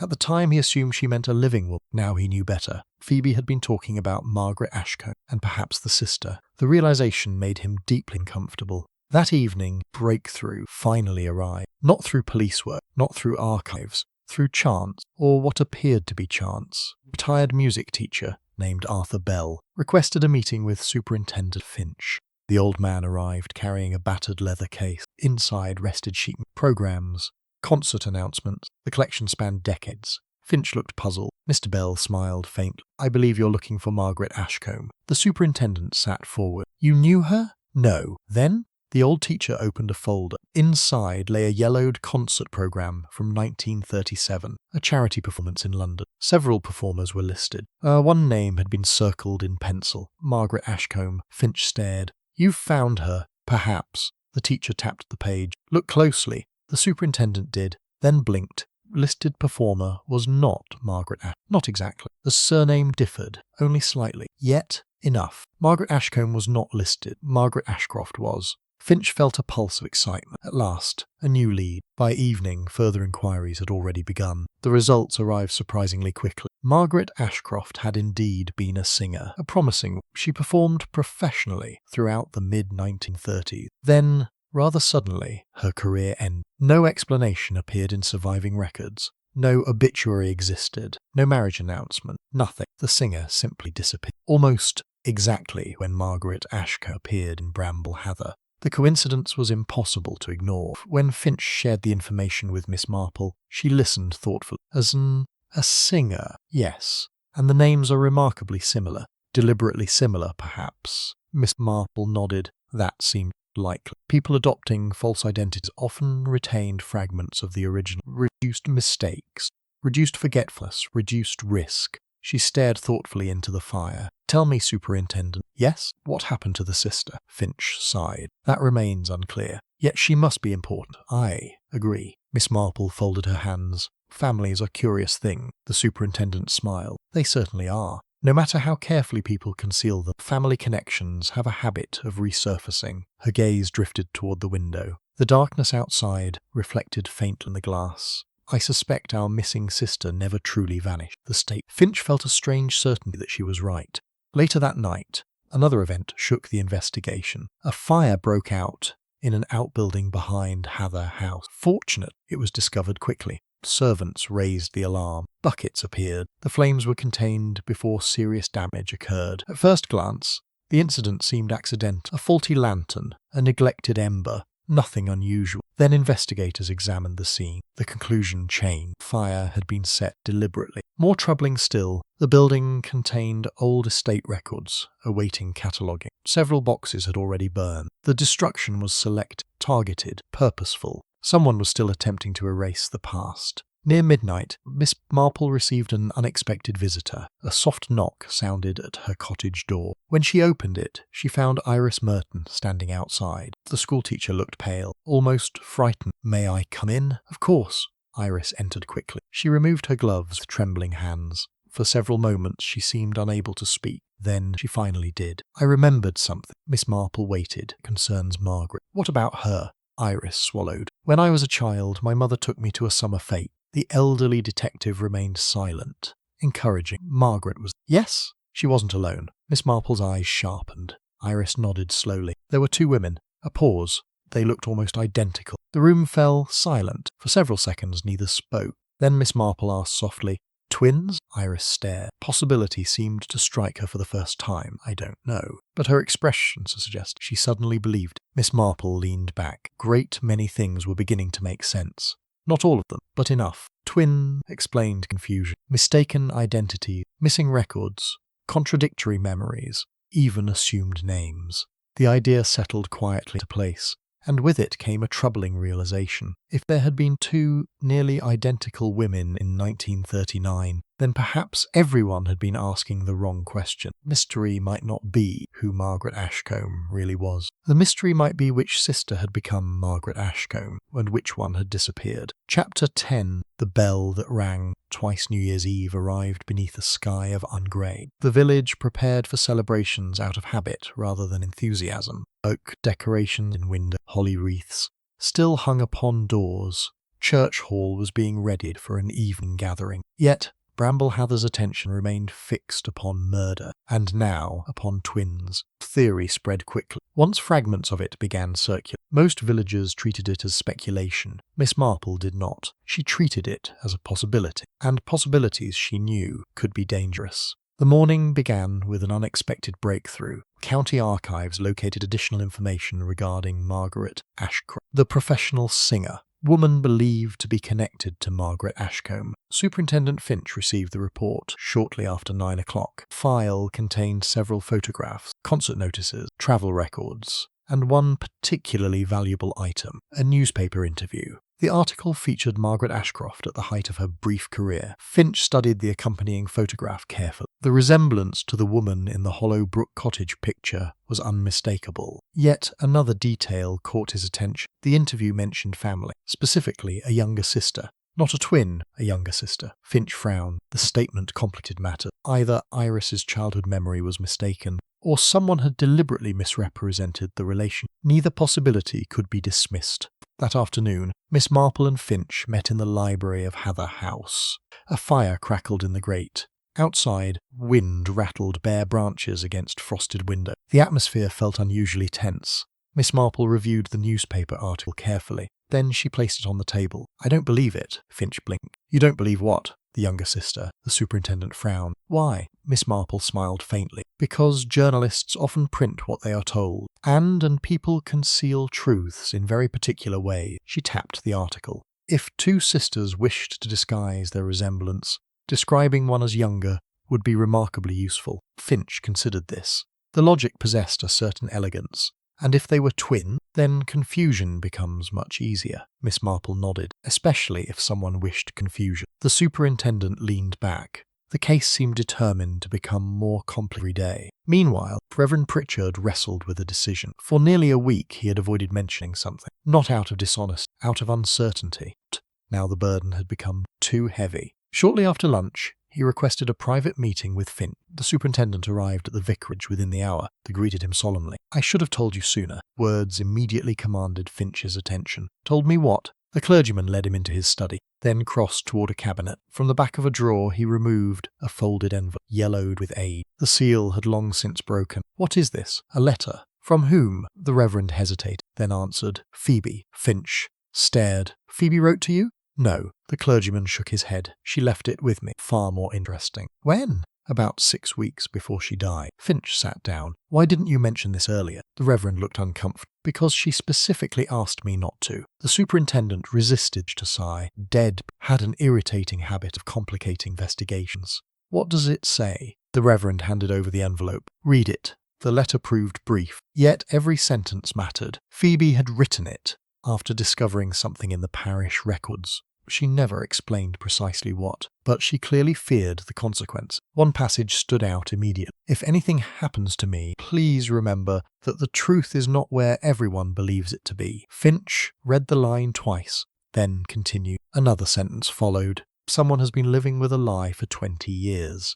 The superintendent looked up. "That's all, almost." The Reverend pointed. Near the bottom of the page appeared a final, handwritten addition. A sentence squeezed into the margin. Finch frowned. "The bell?" Reverend nodded. "I've been wondering about that, myself." That evening, the phrase became the focus of considerable discussion. Miss Marple examined the letter carefully, then asked a simple question. "How many bells does Bramble Hather possess?" The answer surprised everyone. Several. The church bell, the old school bell, a handbell preserved at Hather House, even a retired railway crossing bell in a neighbouring district. Too many possibilities, too many directions. Yet Miss Marple seemed intrigued rather than discouraged. People rarely leave completely meaningless instructions. "No," Finch. "But what does it mean?" Miss Marple smiled. "I haven't the faintest idea." Oddly enough, that response made Finch feel better. As darkness fell, villagers gathered in the church hall for the annual New Year's celebration. Attendance was lower than usual, yet tradition exerted powerful influence.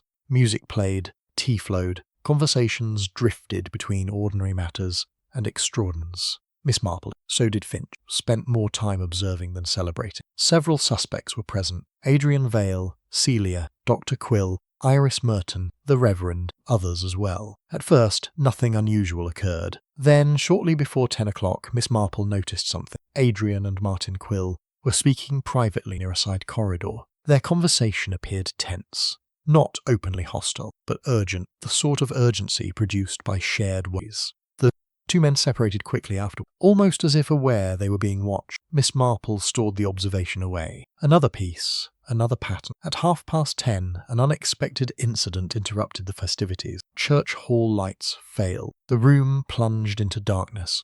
Gasps echoed throughout the building. Someone laughed nervously. Several voices called out. The interruption lasted perhaps 30 seconds, no more. Then the emergency lamps flickered on. The celebration resumed. People dismissed the incident. Miss Marple did not, because during those brief moments of darkness, somebody had moved. She had heard it, not seen it, heard it. A chair scraping, rapid footsteps, a door opening, then closing. The sounds remained vivid in her memory. The lights returned. Conversations resumed. Music began again. Yet one person had vanished. Iris Merton. Miss Marple noticed immediately. The schoolteacher had been present moments earlier. Now she was gone. The elderly detective quietly excused herself, then began searching. She found Iris outside, standing alone near the churchyard gate. Snow crunched beneath Miss Marple's boots as she approached. The younger woman appeared shaken. Iris. The schoolteacher startled visibly.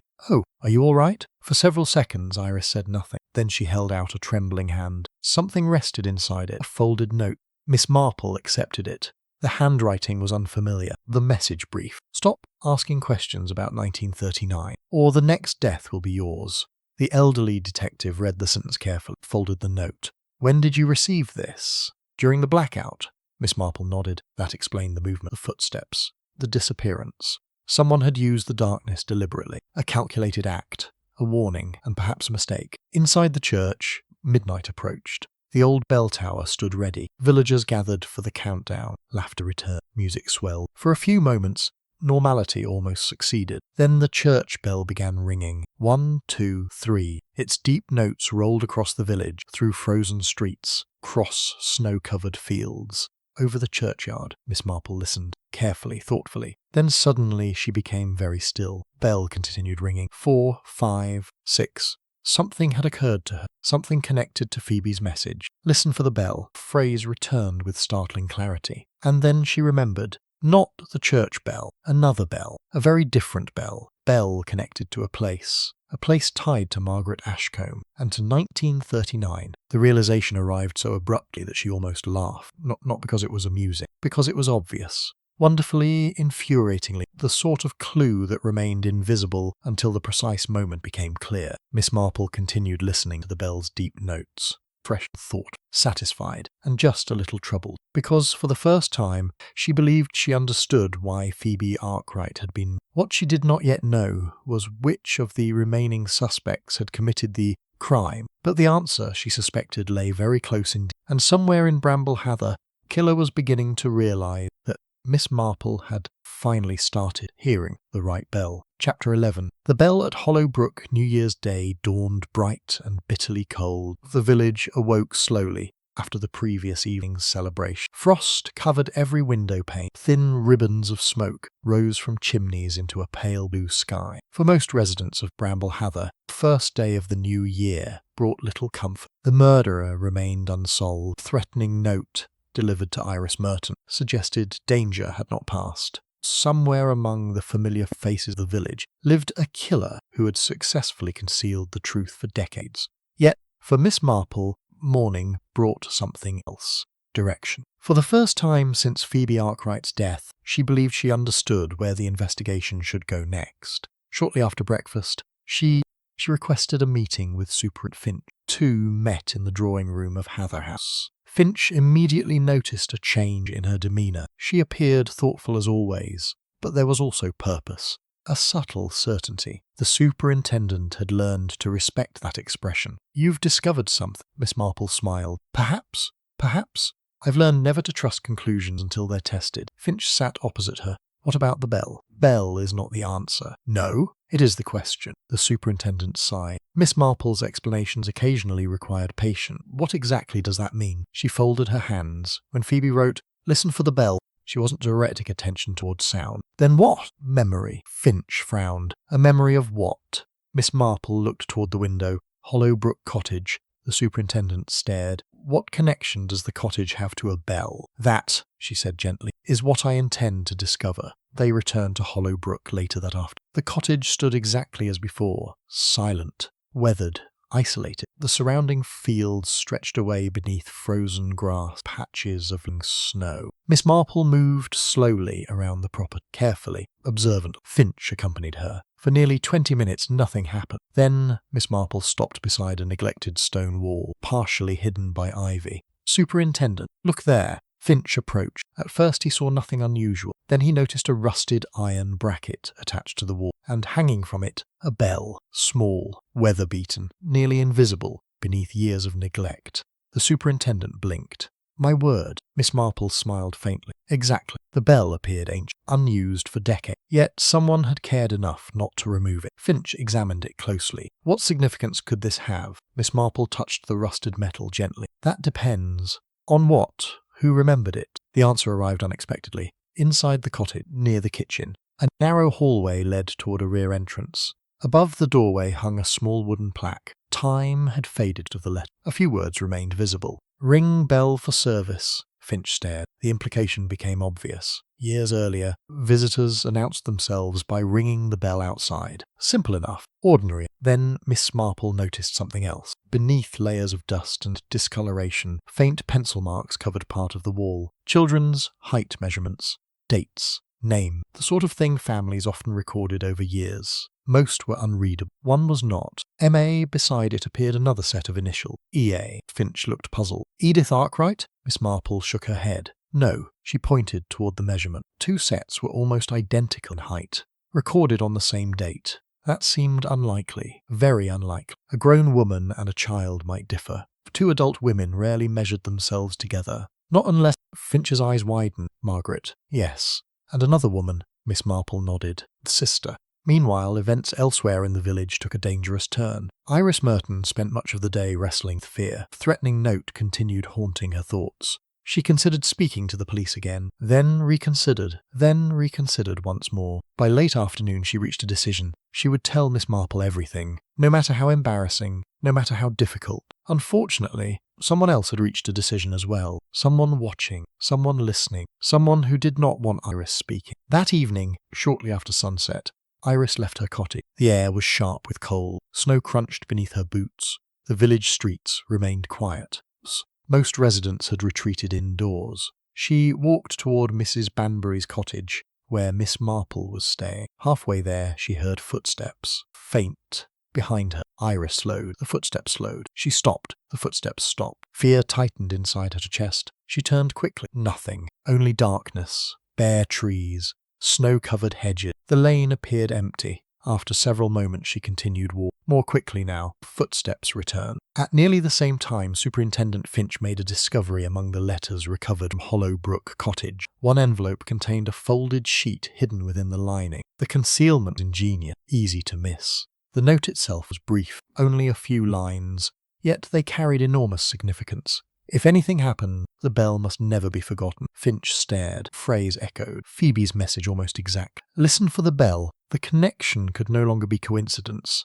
The bell mattered very much. Back in the village, Iris reached the churchyard. The shortcut would save several minutes. Ordinarily, she used it without concern. Tonight felt different. The cemetery appeared unnaturally still. Moonlight reflected from gravestones. Frost gleamed on stone angels and crosses. The silence seemed complete. Then she heard a voice. Iris. She froze.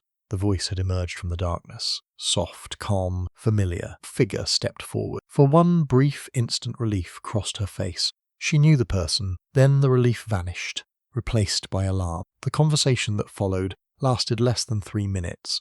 No witnesses heard it. No one observed it. Yet before it ended, the stranger spoke a sentence that would later prove crucial. You should have forgotten about Margaret. At Hather House, Finch and Miss Marple continued examining documents. The investigation seemed finally to be yielding result. Then a telephone rang. The sound shattered the quiet. Finch answered. Almost immediately his expression changed. What? Miss Marple looked up. The superintendent listened for several moments, then slowly lowered the receiver. His face had gone pale. What is it? Finch stared at her. Iris Merton. A dreadful pause followed. She's been found unconscious in the churchyard. Miss Marple became very still. Alive? Yes. Thank goodness. The superintendent nodded, but his expression remained grim. She suffered a blow to the head. The room fell silent. Neither spoke for several seconds. Then Miss Marple said quietly, "The killer is frightened." Finch looked surprised. Frightened? Of course. Her voice remained calm. People become reckless when they fear losing control. The superintendent considered this. She was right.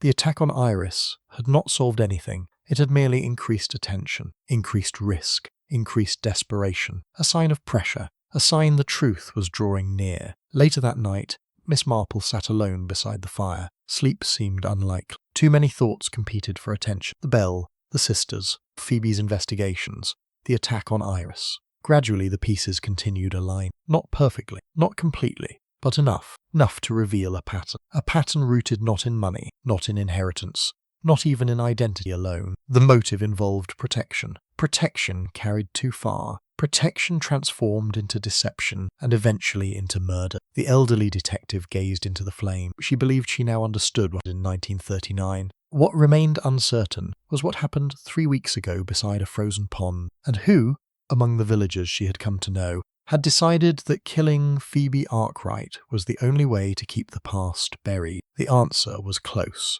very close. Close enough that the murderer had already begun making mistakes, and Miss Marple intended to ensure there would be. Chapter 12. What Iris Remembered. The attack on Iris Merton transformed the atmosphere of Bramble Heather. Until then, many villagers had treated the investigation as something distant. Disturbing, certainly, but removed from their own lives. Phoebe Arkwright's death belonged to a tragic event that had already. The assault on Iris changed that perception. Now the danger felt immediate, present, alive. Someone had attempted to silence a living witness, and that meant the mystery was no longer confined to past. Iris regained consciousness shortly after dawn. She awoke in a guest room at Heather House, where Dr. Martin Quill had insisted she remain under observation. The room was quiet. Sunlight filtered through lace curtains. A dull ache pulsed behind her eye. For several moments she struggled to remember what had. Then memory returned. The churchyard, the footsteps, the voice, the conversation. Fear swept through her once again. A soft knock sounded. The door opened. Miss Marple entered. "Good morning." Iris attempted a smile. "I'm afraid it isn't." Miss Marple settled into a chair beside the bed. "No." For a moment, neither spoke. Then Miss Marple said gently, "You remembered the person, didn't you?" Iris stared. The older woman continued. "When you first saw them in the churchyard." A long silence followed. Then Iris nodded. "Yes." Miss Marple waited. The younger woman looked away. "I knew the voice, of course, but it was dark." "That hardly matters." The elderly detective folded her hands. People recognize far more than faces. Iris closed her eyes briefly. The memory remained vivid, painfully vivid. "I didn't see enough." "You saw something." Another silence. Finally, Iris whispered, "The person knew about Margaret." Miss Marple's eyes sharpened. "Exactly what did they say?" Iris repeated the sentence. "You should have forgotten about Margaret." The room grew quiet again. Miss Marple considered the words carefully. Not Margaret Ashcombe, simply Margaret. A small detail, yet important. Very important. Later that morning, Superintendent Finch joined. The interview that followed proved frustrating. Iris could offer little beyond what she had already revealed. The attack happened quickly. Darkness concealed detail. The blow itself came unexpected. Finch concealed his disappointment. Witnesses often remembered more than initially. Sometimes memories surfaced gradually. Patience remained essential. After leaving Iris, Proust, Miss Marple requested access to the remaining contents of the hidden box recovered from beneath the floor. The documents had already been examined repeatedly. Finch doubted anything new would emerge. Nevertheless, he agreed. The elderly detective settled into the library with the papers spread before her. Hours passed. Outside, winter sunlight faded slowly across the snow-covered ground. Inside, Miss Marple read and reread. Most of the documents remained frustratingly incomplete. Letters missing pages. Records lacking context, half-finished notes. Then she discovered something curious. Not a document, an absent, a missing document. One referenced repeatedly by other papers. A statement, several letters mentioned it. One discussed destroying it, another discussed protecting it. Yet the statement itself had vanished. Miss Marple immediately became interested. People rarely worried about ordinary statements. This one had mattered. Enough for multiple individuals to discuss it. Enough for someone to remove it. That afternoon, Superintendent Finch received an unexpected visitor, Arthur Bell, the retired music teacher. The old man carried another folder beneath his arm. "I found something else." Finch gestured toward a chair. Mr. Bell sat down, then carefully removed a yellowed newspaper. This appeared 6 months after Margaret Ashcroft disappeared. The superintendent examined. The article concerned a charity concert, nothing unusual. Then he noticed a photograph, a group photograph. Several performers stood together. One face immediately attracted attention. Margaret Ashcroft, or so it appeared. Finch frowned. The image felt wrong somehow, subtle, difficult to explain. "What am I looking for?" Mr. Bell smiled faintly. "I wondered the same thing." The old teacher tapped the photograph. Then I compared it to earlier pictures. Finch leaned closer and finally saw it. The woman looked almost identical. Almost, yet not quite. Different posture, different expression. Even the smile seemed unfamiliar. Pulse quickened. 2 sisters, perhaps. And if so, Which one appeared in the photograph? Meanwhile, Dr. Martin Quill faced growing pressure. The investigation was closing around truths he had spent years not concealing, avoiding. There was a difference. At least he had always believed there was. That evening he received a visit from Adrian Vale. The conversation began politely. It did not remain so. You need to tell them. Martin stared. Tell them what? The truth. The doctor's expression hardened. Which truth? Adrian laughed bitterly. There seemed to be enough of them. Silence followed. Then Martin said quietly, You're frightened, shouldn't I be?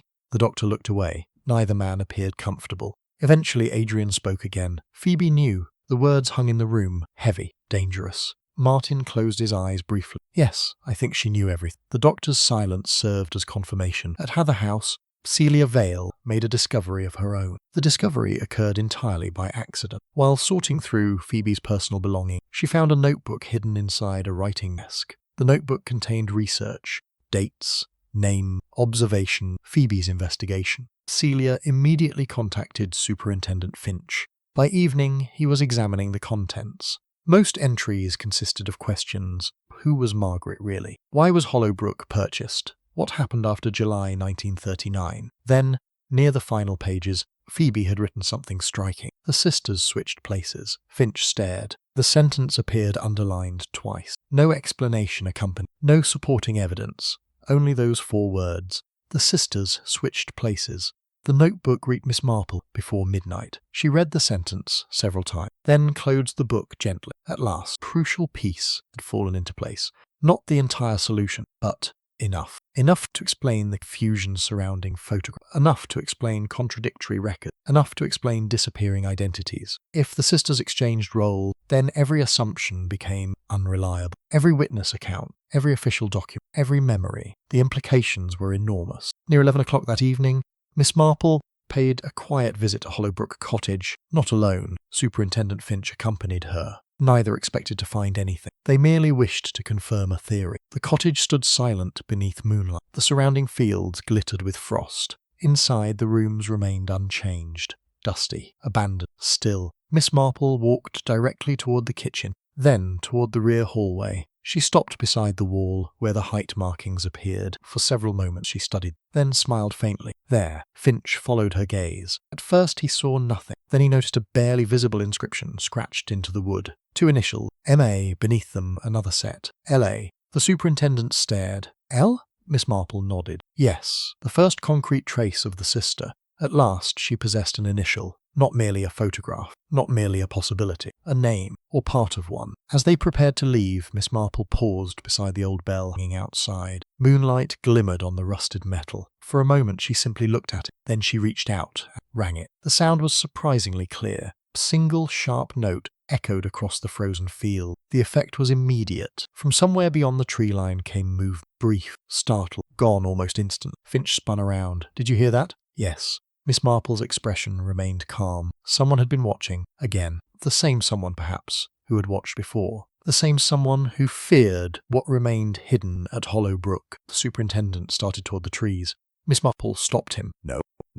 They're gone. Finch frowned. You seem remarkably unconcerned. The elderly detective smiled. On the contrary, her gaze lingered on the darkness beyond the fields. The superintendent looked puzzled. Miss Marple turned back toward the cottage because the reaction had confirmed something she had begun to suspect. The Watcher wasn't protecting Margaret's secret. The Watcher was protecting a much newer crime. And if her reasoning was correct, the distinction would soon expose a murderer. Chapter 13, the name. Behind the initial, the first week of January arrived with a hard freeze. Ponds turned to glass. Tree branches crackled beneath coats of ice. The roads leading into Bramble Hather remained difficult to travel. The worst of the snow had finally begun to retreat from open ground. For the villagers, however, the weather was no longer the primary topic of discussion. The investigation had entered a new phase. Rumours spread daily. Some claimed the police had identified the killer. Others insisted the murderer had already fled the village. Still others believed the entire mystery revolved around espionage, hidden fortune, or secret wartime conspiracy. Miss Marple regarded such theories with affectionate skepticism. Reality, she had observed throughout her life, tended to be both simpler and more complicated than gossip allowed. The morning after their visit to Hollowbrook Cottage, Superintendent Finch focused his attention on the initials carved into the wall. M.A. and L.A. The first was almost certainly Margaret Ashcombe, or Ashcroft. The second remained elusive. Yet it offered something precious, a direction. County records were searched again, this time using a different approach. Instead of looking for sisters connected to Margaret Ashcombe, investigators searched for women whose surnames began with A. The process produced dozens of possibilities. Most were quickly eliminated. Then, shortly after noon, a clerk telephoned Finch with new information. "I think we may have something." The superintendent immediately sat upright. "Go on, performance registry from London." Finch grabbed a notebook. "The same period?" "Yes." The clerk paused. "There were 2 sisters. For a moment the room seemed unusually quiet. What were their names?" The answer arrived. Another pause. "And Lillian Ashcroft." Finch stared at the receiver long after the call ended. Lillian, L.A. The initials matched perfectly. More importantly, the records confirmed the sisters performed together. Professional singer. A duet act during the mid-1930s. Several newspaper reviews mentioned them. One article described them as nearly indistinguishable in appearance. Another referred to them as the Ashcroft twins. The superintendent smiled grimly. Miss Marple had been right, again. That afternoon he carried the information directly to her. She listened quietly, then nodded and blinked. "Yes? I expected as much. You already knew?" "No." Miss Marple smiled faintly. "I merely suspected." Superintendent settled into a chair. The fire crackled gently between them. Outside, winter sunlight faded across the village. "Margaret and Lillian were twins," he said. "Then Phoebe's note makes sense." The sisters switched places. "Exactly." Miss Marple folded her hands. "The question is why?" For several moments neither spoke. Then Miss Marple said something unexpected. "I don't believe the switch was originally criminal." Finch frowned. "No?" "No."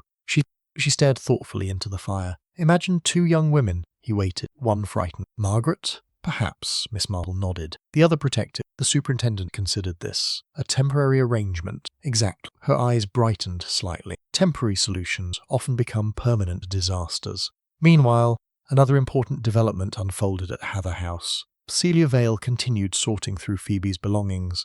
Most items appeared mundane. Letters, receipts, photographs, personal effects.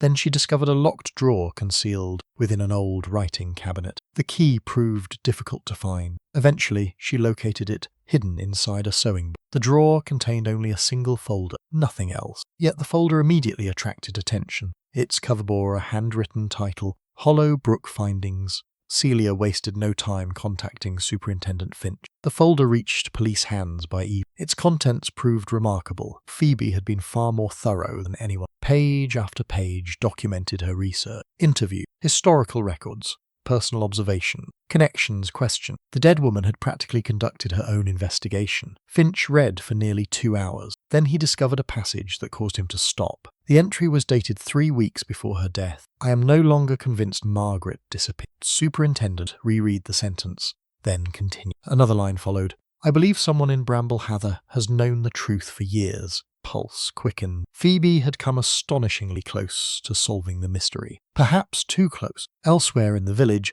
Reverend Pritchard experienced a troubling realization. He had spent days reviewing old church records, mostly out of curiosity, partly concern. Late that afternoon, he stumbled upon a forgotten notebook left by his predecessor. The notebook contained routine observations, baptisms, funeral, parish disputes, nothing extraordinary. Then he found a brief entry dated August 1939. "Met with Miss Ashcroft again. Poor girl remains determined." The Reverend frowned. "Miss Ashcroft, singular, not sisters." The entry continued. "She insists her sister must never be blamed." Pritchard sat very still. Then he turned the page. Unfortunately, the following section had been removed. Carefully, deliberately. Someone had cut it away years earlier. That evening, Miss Marple requested a private conversation with Martin Quill. The doctor arrived shortly after 7. He appeared tired, older than he had only. Miss Marple offered tea. He accepted. Neither mentioned the investigation immediately. Eventually she did. "Dr. Quill." "Yes?" "You knew more than you've admitted." The statement was gentle, not accusatory. Martin lowered his gaze. For several seconds he said nothing. Then, "Yes." The admission came quietly, without resistance. Miss Marple nodded. She had expected it. About Margaret, about both sisters. A long silence followed. The fire crackled softly. Outside, wind brushed against the windows. Finally Miss Marple spoke. "You knew them personally?" Martin closed his eyes briefly. "Yes." The answer carried unmistakable sadness. Not fear, not guilt, sadness. and Miss Marple noticed the difference. The doctor stared into his untouched tea. When I arrived in Bramble Heather, after the war, the secret already existed. Miss Marple listened carefully. I didn't create it. No, but I became part of it.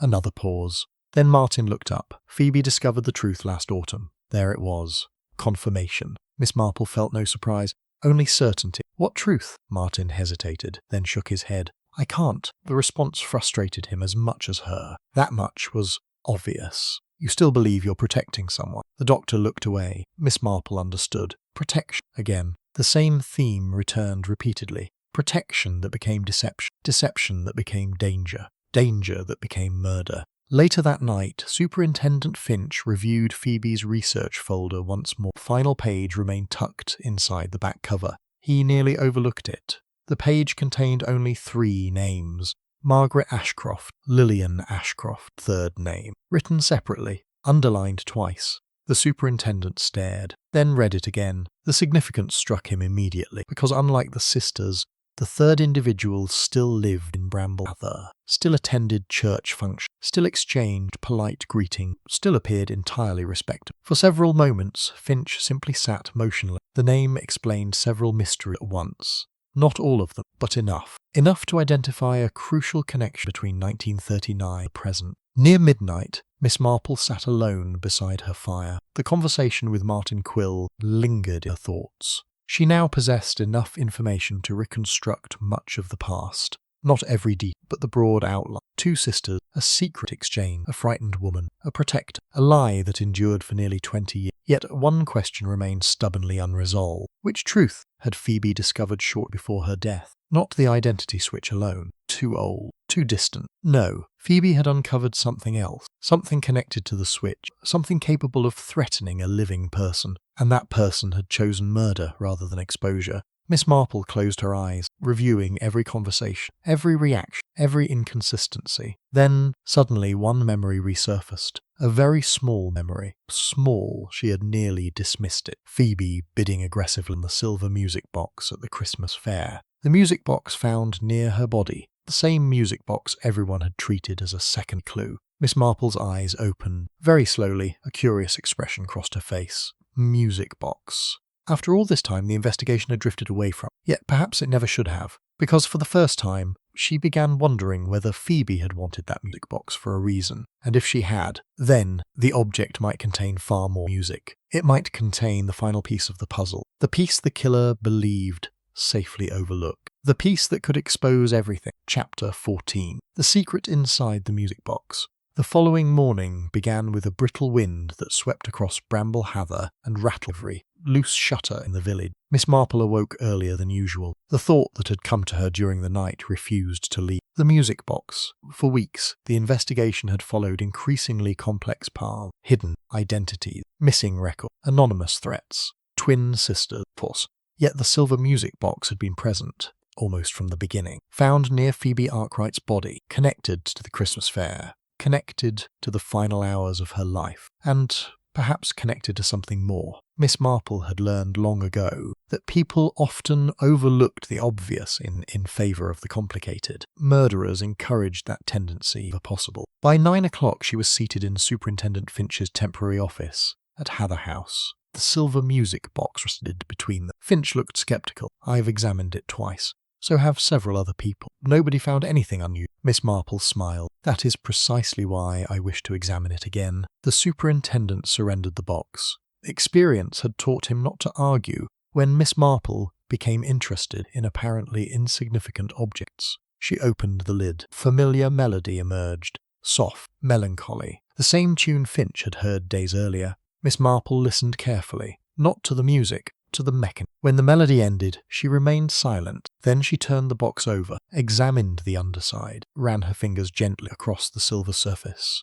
Nothing happened. Several minutes passed. Finch began wondering if the effort would prove fruitless. Then Miss Marple noticed a tiny irregularity, almost invisible, a faint line near one corner. Superintendent. Yes? Do you have a small screwdriver? 10 minutes later, the answer emerged. A concealed panel, expertly crafted, nearly impossible to detect. The compartment inside was tight, barely large enough to folded paper. Yet it contained exactly that. A single document, carefully hidden, protected for years. possibly decades. Neither spoke as Finch unfolded it. The room seemed unusually quiet. The paper was old, fragile, yellowed by time. The handwriting was elegant and immediately recognizable. Margaret Ashcroft, the superintendent, read, then read again. The document was not a confession, nor a diary. It was a sworn statement, a personal declaration written in 1913. The missing statement, very document referenced repeatedly in other correspondence. The document someone had spent years protecting and years attempting to destroy. Finch's pulse quickened. The truth had finally emerged. The statement revealed everything, not every detail, but enough. Margaret and Lillian Ashcroft had indeed been twins,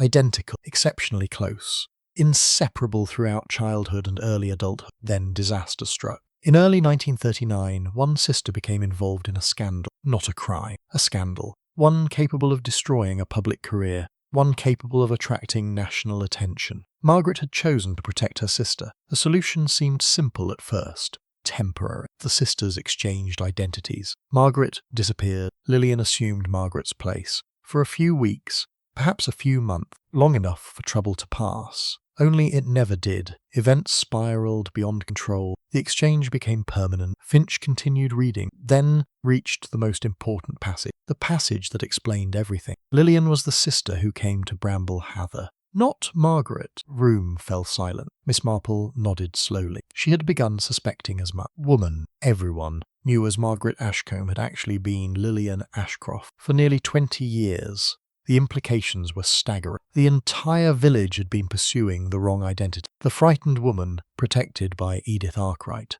The woman who lived at Hollowbrook Cottage. The woman who vanished from public life. She was not Margaret, she was Lillian. Margaret herself had remained elsewhere. The deception explained countless contradictions. Photographs, witness account, records, even memory, everything. Yet the statement contained one final revelation, one that mattered far more to the murder investigation. Near the bottom appeared a paragraph written years later, added in different circumstances. If this document is ever discovered, one person must be told the truth. Phoebe Arkwright. Miss Marple exchanged a glance with Finch.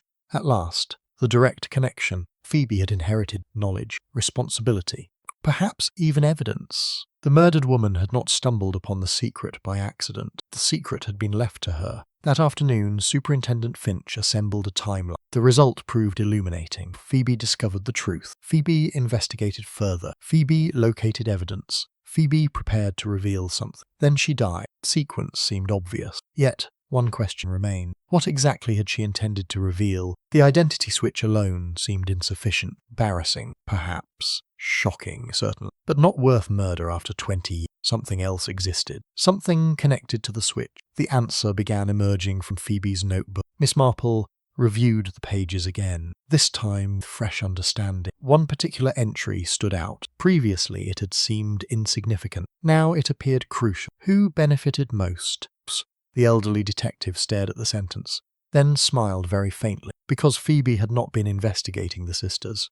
Not really. She had been investigating someone connected to them, someone who gained enormously from their deception. Late that afternoon, Miss Marple paid another visit to Martin Quill. The doctor appeared unsurprised, almost relieved. You know now. It was not a question. No. Miss Marple sat down. I know part of it. Martin nodded. That's more than most people ever learned. For several moments, neither spoke. Then Miss Marple asked, Did Phoebe confront you? The doctor looked startled. About the sisters? No. Her voice remained gentle. About the third person. Martin's expression changed instantly, and that change told her everything she needed. Not guilt, recognition. The distinction mattered enormously. Meanwhile, Superintendent Finch pursued another third name folder. The name that connected past and present. Correspondence revealed a relation. Not romantic, not financial, something more subtle. Trust. The third individual had known both sisters, known the truth, and concealed it, year after year, decade after decade. The realization narrowed the field dramatically. That evening, Miss Marple invited several people to Heather House for tea. The invitation appeared innocent, entirely social. No one did. Adrian Vale attended, Celia, Martin Quill, Reverend Pritchard, Iris Merton, several others as well. The gathering felt ordinary, comfortable, exactly as Miss Marple intended, because she had reached a familiar stage investigation, the stage where facts alone were insufficient. Human behaviour would provide the remainder. The conversation drifted naturally. Village affairs, the weather, Christmas, New Year's celebration. Eventually, as Miss Marple expected, the subject turned toward Phoebe Arkwright. Everyone contributed memory, story, observation. Then Miss Marple casually mentioned the music box. The effect was immediate. Most guests displayed mild curiosity. One person froze, only briefly, fraction of a second. Yet long enough, Miss Marple noticed, so did Superintendent Finch. The reaction vanished almost instant, but the damage was done, because innocent people rarely reacted to concealed evidence. The gathering ended shortly before dusk. Guests departed gradually. The winter sky darkened. Snow clouds gathered once more above the hills. When the final visitor left, Finch turned toward Miss Marple. "You saw it?" "Yes." "You know who reacted?" "Yes." The superintendent studied her. "Do you know who killed Phoebe?" Miss Marple looked toward the window. For several moments she remained silent. Then she answered. "Almost." The word irritated Finch considerably. Miss Marple smiled. One final test remained. The psychological game. She nodded. "Precisely." The superintendent sighed. He had heard enough stories about Miss Marple to recognize what that meant. She was preparing a trap, not for evidence, for a reaction, for truth. That night, snow began falling once again, soft, quietly, almost beautifully. Across the village, lamps glowed behind curtains. Families settled beside fires. The appearance of peace returned. Yet beneath that peace, events were approaching their conclusion. Miss Marple sat alone with Phoebe's notebook and Margaret's statement. The pieces finally formed a complete picture. The twins, the deception, the secret keeper, the hidden document, the music box, and the murder. For the first time, she could see the entire chain clearly. Not merely who had killed Phoebe Arkwright, but why. The motive was neither money nor revenge. It was fear, a fear that had survived 20 years, fear of exposure, a fear of losing everything. The killer had protected a lie for decades. Then Phoebe threatened to uncover it. The result had been inevitable. Miss Marple closed the notebook. Outside, snow drifted across the sleeping village. Tomorrow, she intended to confront a murderer. And, unless she was very much mistaken, that murderer was already beginning to suspect that the game was nearly over. Chapter 15. The last tea-gathering snow continued falling throughout the night. By morning, Bramble Heather lay beneath a fresh white blanket. The village seemed quieter than ever. Even the church bells sounded muffled beneath the weight of winter. Miss Marple rose early. She spent nearly an hour arranging her thoughts. The facts were finally in order. Not every detail, not every moment, but enough to reveal the truth. Now came the difficult part. Truth, she had often observed, rarely welcomed by the people most closely connected to it. At 9 o'clock, Superintendent Finch arrived at Mrs. Banbury's cottage. He found Miss Marple calmly buttering toast. The contrast irritated him. A murderer was about to be exposed. Miss Marple appeared entirely unconcerned. You slept well? Reasonably. I did not. No. She smiled sympathetically. Policemen rarely do at this stage. Finch sat down. I hope your confidence is justified. So do I. The superintendent blinked. That was not the answer he expected. Miss Marple poured tea, then looked at her thoughtfully. The danger in solving mysteries, Superintendent, is that one becomes attached to theories. And people should be attached to facts. He sighed. Do you know who killed Phoebe Arkwright? Yes. The answer arrived without hesitation. For the first time, Finch felt a surge of genuine anticipation. Then why not arrest them immediately? Because I want a confession. The superintendent groaned softly. Miss Marple ignored him. By noon, invitations had been delivered throughout the village. Gathering would take place at Heather House. Attendance was requested, not mandatory. Yet nobody declined. Curiosity alone guaranteed success. Word spread rapidly. The police were assembling everyone. Miss Marple would be present. Something important was about to happen. By 3 o'clock, the drawing room at Heather House was full. Adrian Vale stood near the fireplace. Celia sat beside a window. Reverend Pritchard occupied an armchair. Iris Merton appeared pale but determined. Dr. Martin Quill stood quietly near a bookshelf. Superintendent Finch remained beside the door. Several other villagers attended as well. An uneasy silence filled the room. Everyone sensed the same thing. An ending was approaching. Miss Marple waited until tea had been served. Only then did she rise. The room grew still. Her voice, when she began speaking, remained gentle, almost conversational. As many of you know, Phoebe Arkwright spent the final months of her life investigating an old mystery. Nobody interrupted. She believed that a woman named Margaret Ashcombe was not who she claimed to be. Several faces changed. Martin Quill looked away. Iris folded her hands tightly. Miss Marple continued. The investigation eventually revealed two sisters. She paused. Margaret and Lillian Ashcroft. The room remained silent. Only the fire crackled softly. Patiently, Miss Marple explained the story. The twins. The identity exchange, the arrival at Hollowbrook Cottage, Edith Arkwright's protection, the decades of secrecy. As she spoke, fragments finally settled to place for the listeners. Confusion became understanding. Questions acquired answers.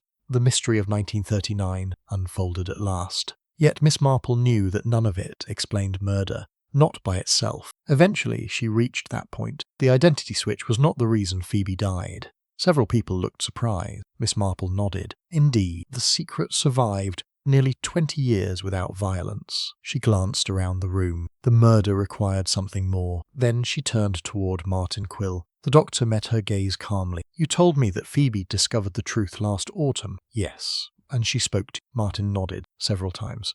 Because she trusted you. The doctor's expression darkened slightly. Yes. Miss Marple smiled gently. I never believed you killed her. A visible release of tension crossed his face. Only briefly, but enough. Next she turned toward Adrian Vale. The nephew stiffened. You argued with Phoebe? Yes. You needed money. His jaw tightened. Yes. Feared she might alter her will. Several villagers exchanged glances. Adrian nodded reluctantly. That is true. Miss Marple folded her hand. You were selfish. The statement caused visible discomfort. But you were not a murderer. Adrian looked genuinely shocked. The reaction appeared sincere. Miss Marple expected no less. The elderly detective began walking slowly around the room, speaking quietly, almost casually. Yet every word carried weight. Phoebe discovered something hidden inside the older mystery. She paused, something involving a third person. Several people looked toward Martin. Miss Marple shook her head. Not Dr. Quill. The room relaxed slightly, tensed again. The twins exchanged identities, she continued. Only a handful of people ever knew. Her gaze drifted across the assembled faces. One of those people remained in Bramble Heather.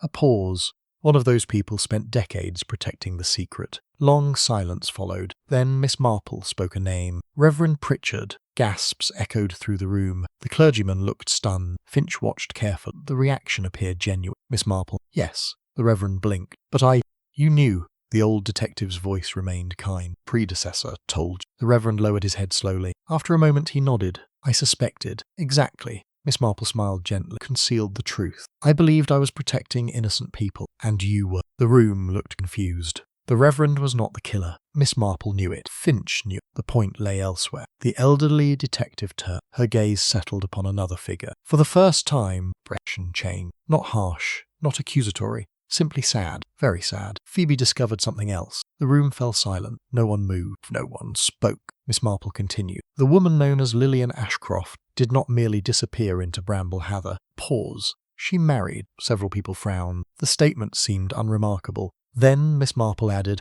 and she had a child. The silence deepened, like a room holding its breath. Martin Quill closed his eyes. Adrian stared. Iris looked suddenly pale. Superintendent Finch felt his pulse quicken. Last, the missing piece. Miss Marple spoke softly. The child grew up believing a lie. No one moved. The child inherited that lie. Gaze remained fixed upon one person, and eventually built an entire life upon it. The room seemed frozen. Even the fire appeared quieter. Then Miss Marple revealed the truth. Not abruptly, not dramatically. Simply. As though stating something long overdue, Phoebe discovered that the identity exchange affected a living person's legal identity, their family history, their inheritance, their social standing, everything. If the truth emerged publicly, that person's life would collapse.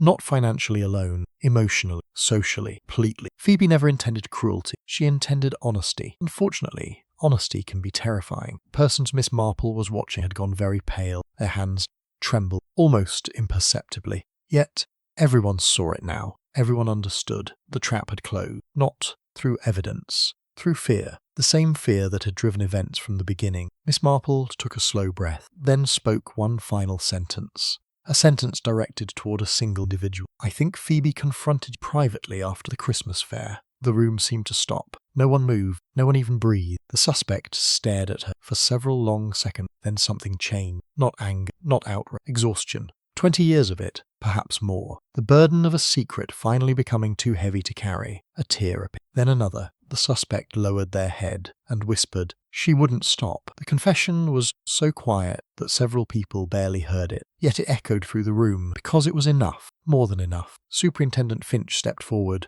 Nobody resisted. Nobody attempted escape. The struggle had ended long before this moment. Miss Marple remained silent as the room dissolved into shock. Questions erupted. Voices overlapped. Disbelief mixed with sorrow. Finch restored order quickly. Yet throughout the confusion, Miss Marple noticed one thing: relief. Not among the villagers, among the murderer. The relief of someone who no longer needed to remember every lie. No longer needed to guard every secret. No longer needed to fear every question. It was a tragic sort of relief, but genuine part. As evening darkness settled over Bramble Heather, Superintendent Finch completed the formal arrest. The confession had answered most questions. All. The remaining details would come later. For now, one truth remained clear. Phoebe Arkwright had not died because of what happened in 1939.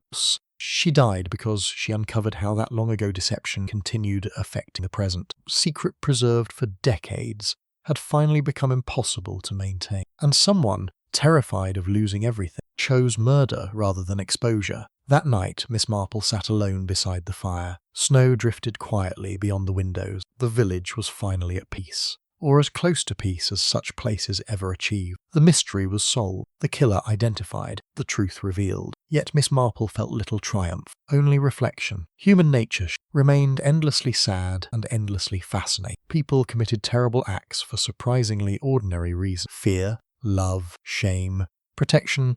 The motives changed less often than one might expect. She reached for her knitting. Outside, the church bell rang softly across the snow-covered village, and for the first time since Christmas, sound carried no warning at all. Chapter 16 Snow Melts, Truth Remains. 3 days after the confession, the snow finally began to disappear, not all at once. Winter surrendered reluctantly. Ice retreated from stone walls. Patches of green emerged beneath shrinking drifts. Water trickled along village lanes, where frozen ruts had dominated days before. The transformation felt symbolic. Bramble Heather had spent weeks buried beneath layers of concealment. Now the concealment was ending. Truth, like thawing water, began reaching the surface. The formal statements occupied much of Superintendent Finch's time. Fortunately, the confession proved complete, painfully complete. By the end, nearly every mystery surrounding Phoebe Arkwright's death had been explained. Most importantly, the murderer had finally revealed what happened on the night of the Christmas fair. The story was simpler than many had imagined, and far sadder. For nearly 20 years, the secret of the Ashcroft sisters had remained hidden. Margaret and Lillian had exchanged identities during the crisis of 1913. Edith Arkwright had protected them. A handful of others eventually learned fragments of the truth. Most remained silent. Some out of loyalty, some out of pity, some because they believed revealing the truth would serve no useful purpose. For decades that judgment appeared correct. Then Phoebe Arkwright began asking questions. At first, the investigation seemed harmless. Historical curiosity, family research, nothing more. Yet Phoebe possessed a determined nature. Once she sensed inconsistency, she pursued it relentlessly. The deeper she looked, the more she discovered. False identity, the twin sisters, the hidden the missing records, the altered document. Eventually, she uncovered the final piece, consequence of the deception. Now, not merely who Lillian Ashcroft had become, but what the deception meant for someone still living, someone whose entire life rested upon a false foundation. That discovery led directly to confrontation. The murderer later described the meeting in full detail. Phoebe requested a private conversation shortly after the Christmas fair. She had already reached a conclusion, already assembled most of the evidence. Already decided the truth could no longer be hidden. The suspect begged to consider. Phoebe refused. Not cruelly, not angrily, simply firmly. She believed honesty was necessary. The other person believed honesty would destroy everything. They argued while walking toward Heather House through the snow.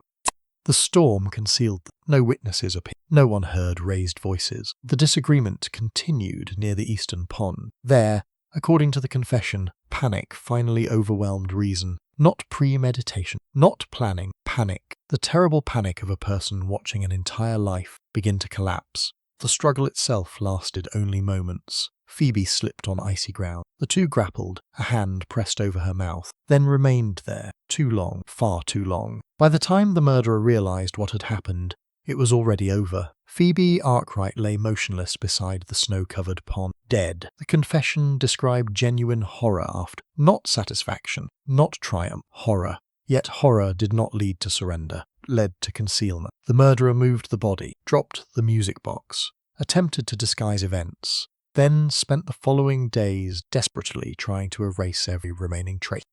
The missing parish file, the burned documents, the threats, the attack on Iris. Each action stemmed from the same fear, exposure. When Superintendent Finch finished reading the statement, he found himself unexpectedly saddened. Murder investigations often revealed monsters. This case had revealed something more complicated, fundamentally ordinary person who made increasingly terrible choices. One choice leading inevitably to another, like stepping stones across a river, each decision seeming manageable until the destination became impossible to escape. The revelation shook Bramble Heather deeply. The village had expected a villain. Instead, they discovered someone familiar, someone respected, someone they had greeted at church and Christmas gathering. The disappointment proved profound. Yet Miss Marple was not surprised. She rarely was. Human beings, she had long observed, were mixtures. Rarely entirely good, rarely entirely bad, more often simply vulnerable. Later, Miss Marple joined Superintendent Finch for tea at Hather House. The house felt different now, quieter. Tension that had haunted its corridors finally gone. Celia Vale poured tea. Adrian distributed cups. Both appeared exhausted, yet lighter, somehow. The burden of uncertainty had vanished. Afterward, Miss Marple and Finch walked through the gardens. The afternoon sun shone weakly overhead. Birds flitted among bare branches. The frozen pond remained visible through the trees. Neither mentioned it immediately. Eventually, Finch did. "You were right," Miss Marple smiled. "About which thing?" The superintendent laughed. Dangerous question. For a moment they continued walking. Then he grew serious. "When did you know?" Miss Marple considered. "Not when. Then, when I understood the motive." Finch nodded. "The inheritance issue?" "Partly." The elderly detective adjusted her gloves. "People often assume murder follows money. And this didn't."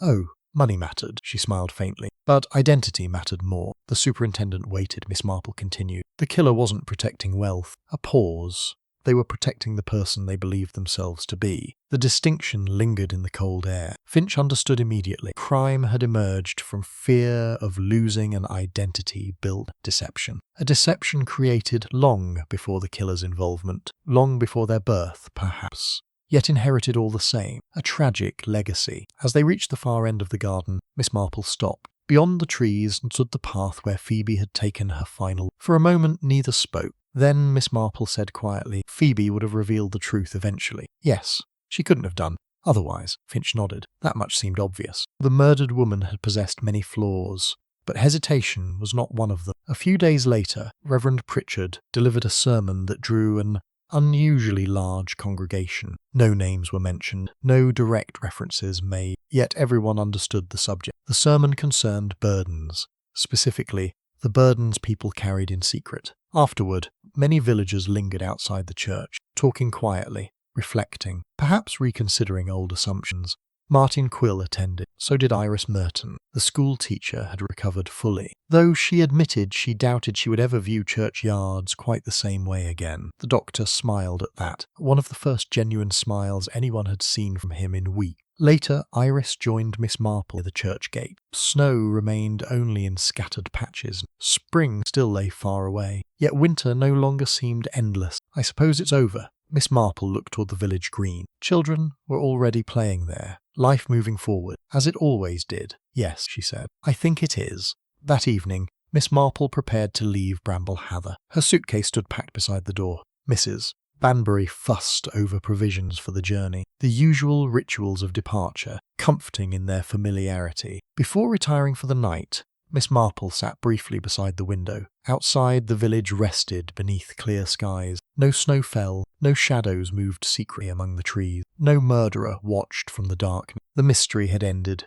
Her thoughts returned, as they often did, to human nature. The subject fascinated her more than any crime. The Ashcroft sisters had begun with love, one sister protecting another. Edith Arkwright had acted from compassion. Others had concealed the truth out of loyalty. None of them intended harm. Yet secrets possessed a peculiar habit. They rarely remained the size they started. They grew, complicated themselves, gathered consequences. Eventually they demanded payment, sometimes years, sometimes decades.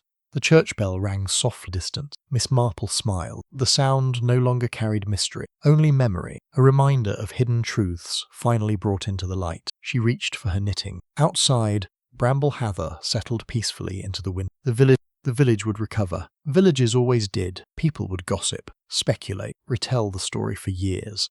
Details would change, facts would blur, legends would emerge. Yet one thing would remain certain. For a brief, snowbound Christmas season, the quiet village of Bramble Heather had concealed a deadly secret, and an elderly lady with a talent for understanding had uncovered it, as she so often, with patience, observation, and an unwavering belief that no mystery, however carefully hidden, could remain concealed forever.